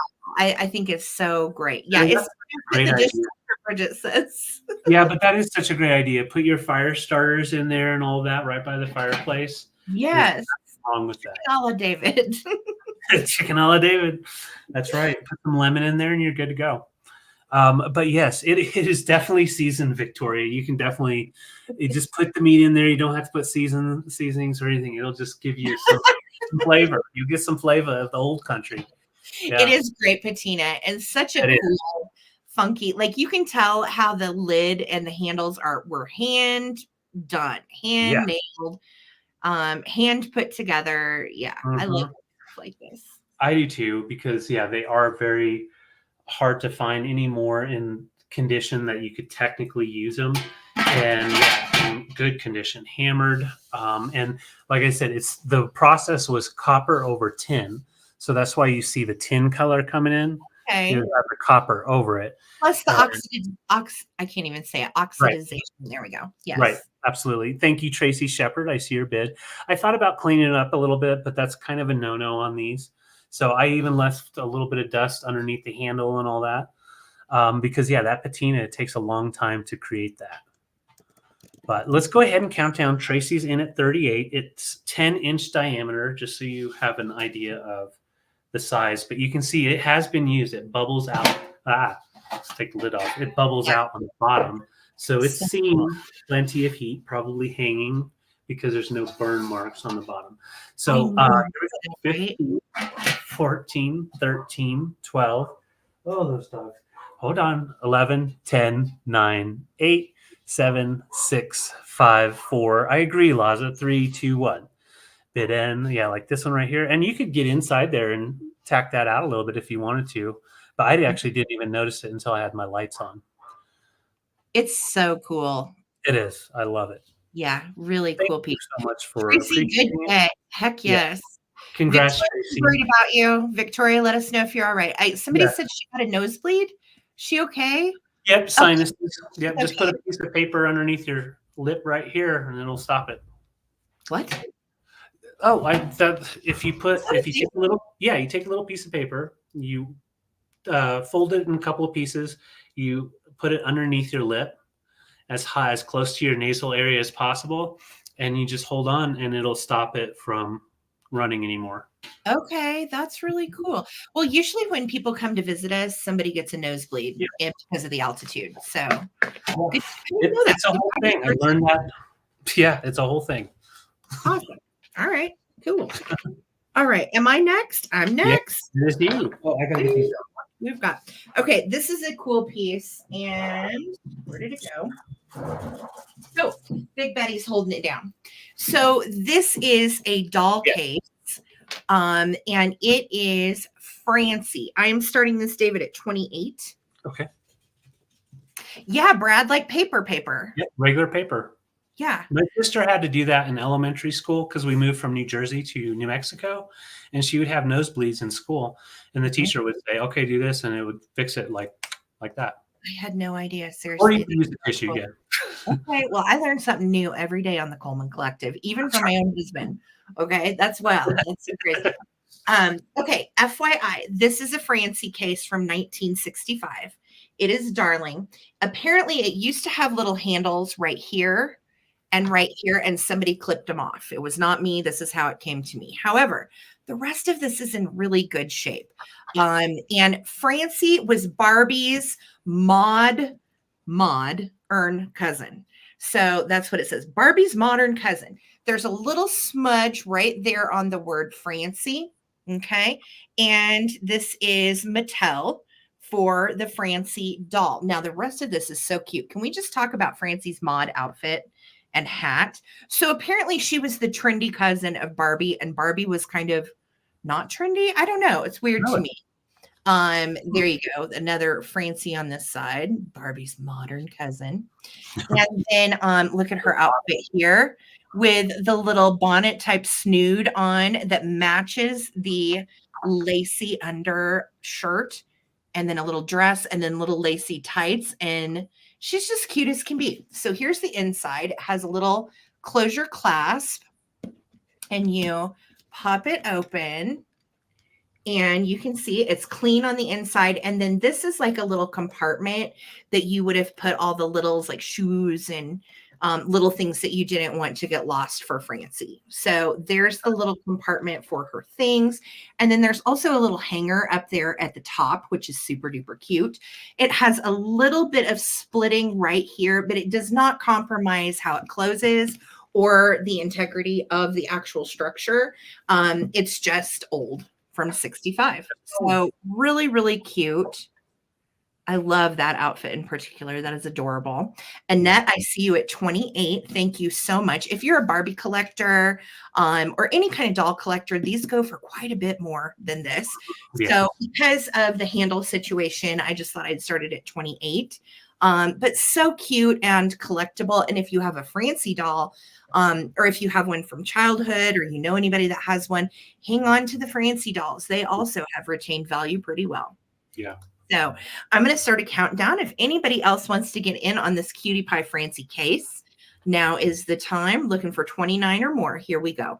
15, 14, 13, 12, 11, 10, 9, 8, 7, 6, 5, 4, 3, 2, 1. Bid end. Isn't it funny how you forget something forever and then something happens and you remember it? Because I'm seeing the comments, I'm like, I totally forgot about that since long ago. Yeah, I never had a Francie. This was a little before my time. I only had Barbie, and I had Rhonda, and I don't think I had a Skipper. No, I did not have a Skipper. There's my bid in from Lisa. Thank you so much. I know, same here, Bug. I'm not necessarily a doll person, but I love it. I think it's so cool. So, Annette, congratulations. This is going to go so well with your stuff. Thank you so much, love. Thank you. Thank you. Heck yeah. I know, Sherry. I was wondering the same thing. Either Brad has nosebleeds or he's planning on doing some brawling. So, all right. So my next items, they are vintage, close to antique on a few, and I'm doing them as choice. So first, I'm going to show you the box. We've got the craft box, and it is a very dark wood. So I don't know if it's been shellacked at one time or if it just was a darker wood that they used. But it's in great condition, all still fastened down with the original staples, and clean and ready for use as a shelf. Great shelf piece, or even like on the back of the toilet or on any kind of piece of furniture. You can use it for a catch-all. So this is the first piece that's in the choice, and it measures right at 12 inches long. Second is a twofer, and I'm going to show them together. So first off, I want to show the green one. There it is. Okay, so when I was looking at it, I noticed when you go to close it down, you see that little crack in the wood. It doesn't affect it. Like, you can still do this, but that splits there. So I'd recommend not squeezing it, but just wanted to show that there is that little piece. This one doesn't have it, but these are old stovetop curlers. So you curl your curling irons, you just put it on the stove, get it nice and hot, take it up, and burn your face. But yes, and I mean the regular curling irons with cords back in the 80s when we all had bangs, and the Aquanet. Like, I remember burning this part of my forehead repeatedly, and with those, I would have probably had to go to the hospital. Like, I was not fit to even use anything like that. I know. I'm like, who wants to do that? That's like asking for a problem. So that's like a vintage bathroom, and you have like an old blow dryer on the wall or in your display. These are so cool to go with it. Yeah, they are clips. Great display pieces for sure. And yeah, even in this box, they look kind of cool. You can kind of set them back there. So those are these come together, the curling irons or the box. And then last but not least, we have a vintage silhouette piece. And I thought, they just look cool together. Mother's Day. Seriously. Mother's Day. Yeah, totally. So this one's called Off to School. These are done by Reliance Products. And this actually still has the marking on the back, Off to School. And it pairs well with Home from School. So they did this with a Home from School as well. The silhouette of distinction from an old original hand cutting, off with your head. Hand cutting, uniquely transferred in enamels to glass, preserving the full sharpness of detail. So it's a particular way of doing that reverse painting for the silhouette. And you've got the little doggy going up to kiss mama. Got the books, just really adorable piece. And it has the hanger right there, super easy to hang. So those are the choices. And this guy is 6x8. Okay. And then the rest 14 inches long. So those are the choices. The box, the 2 curling irons, or the picture. Correct. So the 2 curling irons come together, or the box that's by Craft, or the silhouette of Off to School. So David, here we go. The patina on that box, if you would. It's so nicely done. Yes, it has such a nice dark patina. I think they've oiled it, honestly. I think so too. Oiled it over years. Yeah, so you still have that there, and with the light that I have right now, it's kind of shining it out, but it does show up nicely. So you've got the K for Craft, and then on the back side is just Craft. Oh no, just American. So this was American cheese, yeah, American processed cheese. Awesome. How about that? All right, so those are the choices. Let's count her down. Annette's in at 25, 15, 14, 13, 12, 11, 10, 9, 8, 7, 6, 5, 4, 3, 2, 1. So good. I love it. Yes, Aquanet all day long, every day. And I had a poodle perm. And it was like an A frame around my head and then a puff of bangs up here. It was ridiculous. Awesome. I love that picture too. And that at 29, let me know if you want the box, if you want the torture devices, or if you would like the silhouette picture. So yeah, both curling irons come together. And then Victoria's choice. Perfect. Thank you. Then I think that was Hollyberry is at 19. Hollyberry. If anybody passes. Okay, perfect. So Annette, I've got you for the craft box. Thank you very much. And then Victoria, let me know if you're interested in the curling irons, or you can put in pass. Okay, no worries. Victoria put in pass. Okay. And then Hollyberry. No worries, Annette. I figured you may have some of these. And then Hollyberry, let me know if you would like the pair of curling irons, or if you would like the silhouette, or you can put in pass. Awesome. Awesome. Okay, Hollyberry, right on. Yes, let us know. Those are so fun too. Like I said, hang them on the wall with just a couple little nails in your bathroom. Right. Right. Mm-hmm. Yeah. So Hollyberry, and I had like the dark blue can that was the extra hold or whatever, and like everything in my bathroom was skanked. Oh yeah. It was so bad. That texture. Love that texture. So Hollyberry, I'll just wait and see what you say. Okay. Thank you.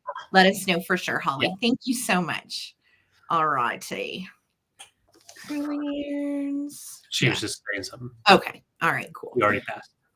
Okay, so I have a couple of little puzzles, and these came from an estate sale, and I'm just starting these at $10 for choice, and they are very, very cute. This is the first one, and it is by a brand called Sifo, Sifo, and look at this little chicken. Does he not remind you of the little chicken hawk from the Foghorn Leghorn cartoons once upon a time? So all of his little pieces pop out, and he is like a wooden press board kind of material. All the pieces are there. These are from the 60s and super duper stinking cute. This measures like a regular notebook size paper, like 8.5 by 11. So I think they're cute to frame too. If you're a kitsch person and you want some easy art for the wall, literally get yourself like a standard size 8 by 10 frame.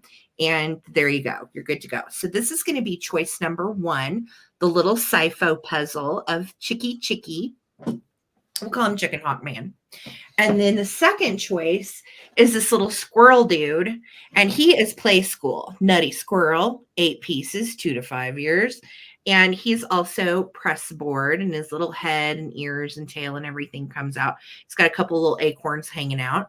And I think, again, these are cute. Great for the background of a display. Like if you like to do woodland critters like I do in your fall stuff, that would be great. Yeah. But also in a kiddo's room, framed. Or if you have kids and grandkids that like to come over and play puzzles, these are great for the little ones. Yeah. So yes, I think they are super sweet. So $10 for choice on these old 1960s pressboard puzzles. This one's Play School. This one's Sci-Fo. Those are awesome. Aren't they so cute? I know. Holly Berry, if you're in the house, sweetie, could you let us know on choice? You had a $19 bid and you either get the 2 curling irons or the silhouette photo. Just let us know if you would like curling irons or photo, Holly Berry. Thank you so much. We are at 10 with the net. Thank you so much. And I am going to start a countdown on these cute pieces. Here we go. 15, 14, 13, 12, 11, 10, 9, 8, 7, 6, 5, 4, 3, 2, 1. Looking for a bid end. No worries. Thank you. Or more. Thank you, Holly. So cute. Love these guys. Super fun. Yeah. He does look like that guy from Foghorn. He does. Little chicken hawk guy. All right. So already chosen, sweetheart. Yeah. The box was chosen. So the curling irons and the silhouette were left. Yeah. Thank you, Annette. Let me know. Okay. You want them both. You got it, sweetie. Thank you so much. Oh, okay. Victoria said that she wants the curling irons. Okay. Okay. We got confused. I'm sorry, Victoria. I'm looking back just to make sure I get you written down. Okay, so Victoria, I got those for you. Thank you. Yeah. Let me write that down real quick. Okay, I'm getting that written down. And did you have, David? Actually, I have 2 more items and then a recap. Okay. Okay. Sorry, guys. We got confused. No worries. Okay. It's okay, Holly. It happens. No worries, hon. Okay. All right. That written down, and yes, so where did it go? Okay, so yeah, I paired a couple of things and somehow I finished early. That's okay. No big deal. I'm going to go ahead then and do my next items, and then we'll just do the recap. Is that cool? I'll get my stuff together for the recap. That's good. All right, so this is a set of 4 of these, and I am starting these out at 24. They are really, really cute. They're made by Libby, and they date to the 60s, and they have this awesome red polka dot pattern along with some gingham and then some florals. And then look at the little rickrack around the top. How cute is that? There's the L on the bottom for Libby. And they're all in great shape. No chips or cracks. They were out of the same kitchen where I found the Mary Alice Hadley pottery. And they're just darling. Super sweet. And the thing that I like about them too is this bottom is like its own solid piece. And then the actual drink part starts up here. So they're not going to like sweat on stuff. Right. You'll probably still want a coaster, but they're not going to sweat on things. And I think these are great. Just don't put them in the dishwasher if you use them. They are 14-ounce tumblers. So they hold a lot. They would be perfect for lemonade in the summertime for a picnic, or any other kind of bevy that you want to put in them. Super cute. So 24, and you're going to get all 4 of them. I have 4. The other 2 are back here, and they're in really good condition. Yes. These would be awesome in the summertime too, thinking like 4th of July time when people are picnicking. Yeah. That's kind of what I get from them. They're like picnic vibes. Definitely 60s with the gingham and the polka dots and the flowers, which is all stuff I love. I'm just drawn to this kind of thing. So yeah, I think these are awesome. Super cute. Lucinda said my new poodle panda is hecka cute. It is. Almost Lucinda. Yes. I told David, I was like, I really want to keep those. But that usually I usually say that about like 7 different things every week. So that's the way it goes. Yeah. But yeah. Oh, here's the other thing. For those of you that are into space saving like me, if you have small cabinets, what's nice is these will stack really neatly on top of each other. And you can stack them, 2 deep in the cabinet too, so they don't take up as much space. So Carrie said, I'm an old drinking glass nerd. I love to drink my exotic Diet Pepsi from glasses like this. I know. Really? I even just ice water. If I have it in a vintage glass, it feels better and it tastes better because vintage. I don't know. Right. I Right. love it. 24 for the set of 4. If anyone is interested, they are adorable. They're in nice shape. No chips or cracks on any of them. Came straight out of a kitchen from an estate sale. Yeah. Okay. Love that pattern. 4 for 24. And the other 2 are right back here in my bookcase. I just didn't figure there's any point in showing all 4 because they're identical. So yeah. Yep. Okay. Thank you. Okay. Do you want me to, I'm going to go ahead and. Oh, wait, you were out of items, right? I am out. Yes. Okay, my bad. Let me do my last item then, and we'll go into our recap. This is my very last item. I'm starting her at 20, and she is absolutely darling. She is a little planter made by UNESCO. She's got little yellow flowers on her dress and has a little yellow flower basket. So I thought she was perfect for spring. She's got a little yellow flower in her hair. And then look at these fantastic little trash-tastic plastic flowers in the back. I love this stuff. They're so cute. So you get the flowers and the girl all together. And this is made by UNESCO of Japan. And she's numbered E4088. And there are other colorways of her. I have actually sold her sister in blue probably 3 different times. And there's a little blonde one like her. And then there are like 2 other little brunette girls. But this is the only one that has a ponytail. And I just think that is so great. Yeah. I'll show you the edges, no chips or cracks or anything along her planter side. And if you put a little plant in her and you want to take out the little plastic flowers, great. But yes, she is. She's about to tell you a story, and she's like, "Shh, listen." And I've seen things with my basket, but look how beautiful her face is. Really nicely painted. Yeah, great hand painting. And you can chalk that up to UNESCO always having just quality kitschy cuteness. Yeah. So, and usually these would have been ordered from a florist and come with like a little flower frog inside, or the little flower foam, and there would be like a little arrangement in it. So that's why you see these, and they are plentiful as far as the little planters. A lot of florists use them for their creations back in the day. She dates to the 60s, and she is made in Japan. So I'm asking 20 for her.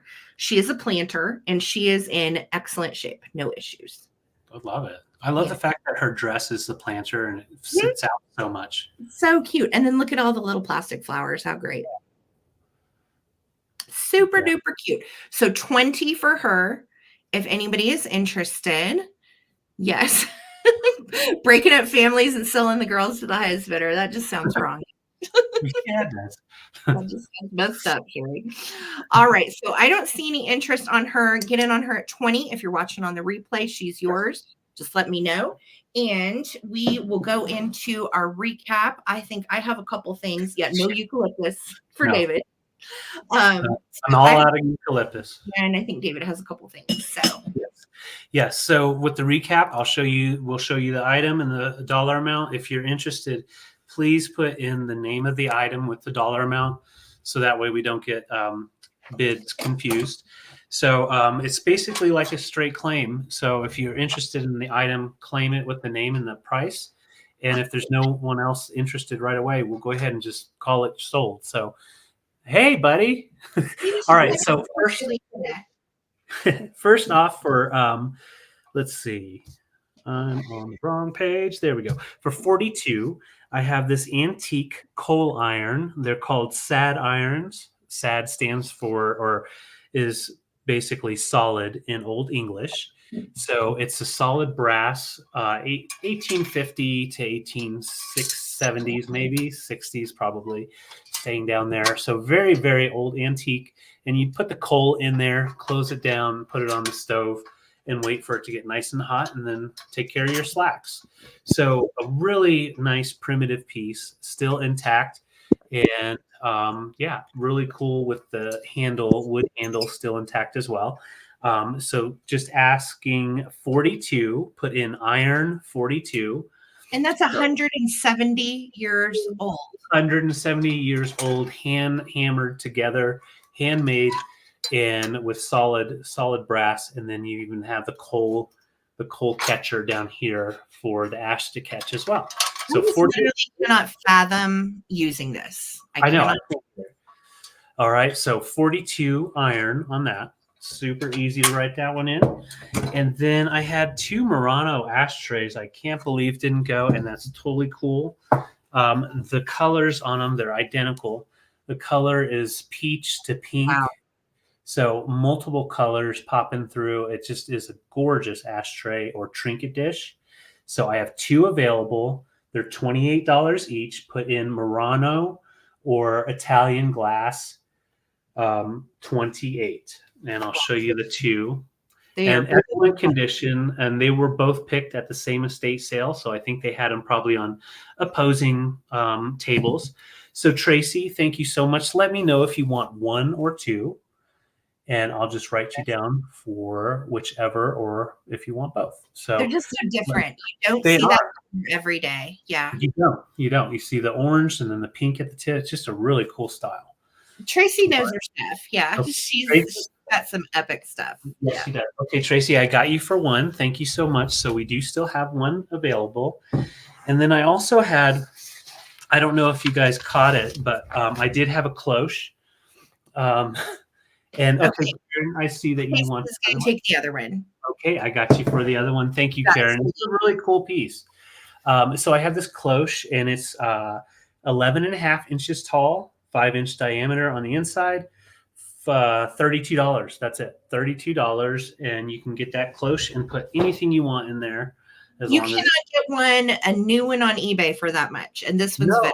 So no, this one's vintage and in like new condition. No issues with the wood or the glass. So 32, and just put glass jar or whatever if you don't want to try to spell cloche, because that's fun. And then thank you, Phil. Good night, babe. Bye, guys. I know I have a cloche. So I also have this cool bottle, and it is Old Forester, and it is the thumbprint design with the iridescence. Nice honey yellow type of iridescent, and you have a spot you can put a label if you wanted to. And the topper is the original with the same thumbprint design. $20. Just put in Decanter 20 if interested. This is actually from the 50s. And I also have for 18. I have this brass rocker, and it does rock if you're interested in rocking it, but it's great for your little dolls, little Camards, whatever. So just put in 18 brass rocker or brass, and it is in great condition, nice and clean, no rust or anything like that. And then I think this is my last for classy secret drinking. Okay, my last item here. And oh, Victoria, are you serious? I don't get to keep my cloche? Okay, going once, going twice. You could probably fit this in there. I'm just saying. So Victoria got you for the cloche. Angel Girl, I got you for the rocker. Thank you so much. And the last item I had here was, I'm just asking 82. It is Cochiti Pueblo, and that is in Cochiti, which is in between Santa Fe and Albuquerque, signed by Joanne Trujillo. And this is the storyteller with the little kiddos hanging out and listening to the story. It's a very nice piece that is nice to have in the home just to commemorate the actual tribe, the Cochiti Pueblo. And it is about 4 inches tall and a very collectible piece if you were to go find it somewhere out at an art store or actually in a gift shop. You're going to be paying triple digits. So 82 is a great price. Just put in 82. I don't know. What would you put? Well, 82. Storyteller. Yeah, storyteller, because that's what she is. She's a storyteller. She's gorgeous. And that's everything for me. Okay, babe. Sounds good. Thank you, guys. And we'll probably end up putting her on eBay eventually, because the little storytellers do go for a good 82 is a really good price. So if you want it, grab it now. Otherwise, we're going to move it on to a different platform. Okay. Here's what I've got. Thank you, guys. I had this adorable little wall pocket, and it was $38, made in Japan. It has a couple little bitty tiny flea bites right there, but they really are not, they don't really affect the piece. You can't even really see them if it's hanging. I have this same one and I just adore it. It is almost it's like 8 inches tall, but I think it was 5.5 wide. Okay, Peppermint Patty is in, going once, going twice, wall pocket for Miss Peppermint Patty. Congrats. And you have $5 Coleman cash, Peppermint Patty. So I'm assuming you want to apply it to this. Let me know for sure. I know it was really, really cute. I'm so glad somebody snagged it. And then I had my Whiting and Davis Bulgari style choker necklace of the snake. It's 20 inches tail to head. It is absolutely gorgeous. It is the Whiting Davis gold mesh. It has black onyx eyes. I'm asking 78 for it. And again, I'm going to move this on to another platform if it doesn't go here tonight, but I wanted to offer it here first. So type in necklace 78, Peppermint Patty. It is such a good get. That's amazing. You snagged it. It is seriously a good get. And this one, this particular Whiting Davis one, elsewhere it goes for 100 to about 130. So you got a good deal on that. Thank you, Peppermint Patty. Thank you so much. Okay. And then I had these as a set of 4 for $24. Really, really cute little glasses. They're in great shape, and there's 4 of them. They have polka dot, gingham, and flower power. And I'm asking 24 for the set of 4, and they do stack. My other 2 are right back there by the little red chairs. You can see them. So put in glasses 24 if you're interested in those. And then I had, just my little last girl for 20, and she's an UNESCO planter with the little plastic flowers in her. She's made in Japan with her original foil tag on the bottom, no chips, cracks, or issues. Put in girl planter 20, and I'll know what you mean, and I'll know what's what. Isabel's going to take your other iron, honey. Oh, okay. Isabel, congrats. Honestly, I really was sitting here like, where should I put this at the fireplace? So awesome. Thank you so much. Peppermint Patty, you know what's funny? She said, I have the 2 little ones. I've been looking for the jumbo. Patty, I have the big one, and I'm looking for the little ones. So if you find the little ones for a good amount ever somewhere, let me know. Okay. Thank you guys so much. Isabel, we've got you down for the iron. So here's the deal. We'll be sending out invoices tomorrow. Okay. And that'll be for just tonight's sale.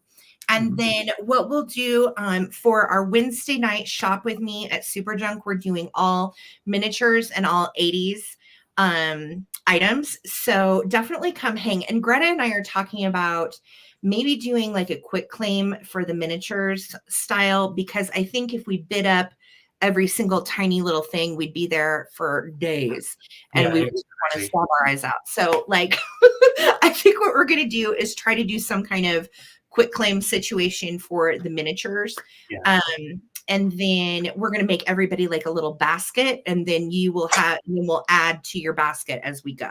We'll put names on baskets and so on. So I think that's our method for Wednesday night, but that is going to happen at 7 p.m. Eastern at Super Junk in Monument. It's a live shop with me. David and I will be there with Greta, and it'll be a whole bunch of fun. And she's a sweetheart, and you're supporting 3 small businesses. Yeah. By doing so. Yes, Brad, that's the doll, the really retro, funky, and she has like mini Pyrex.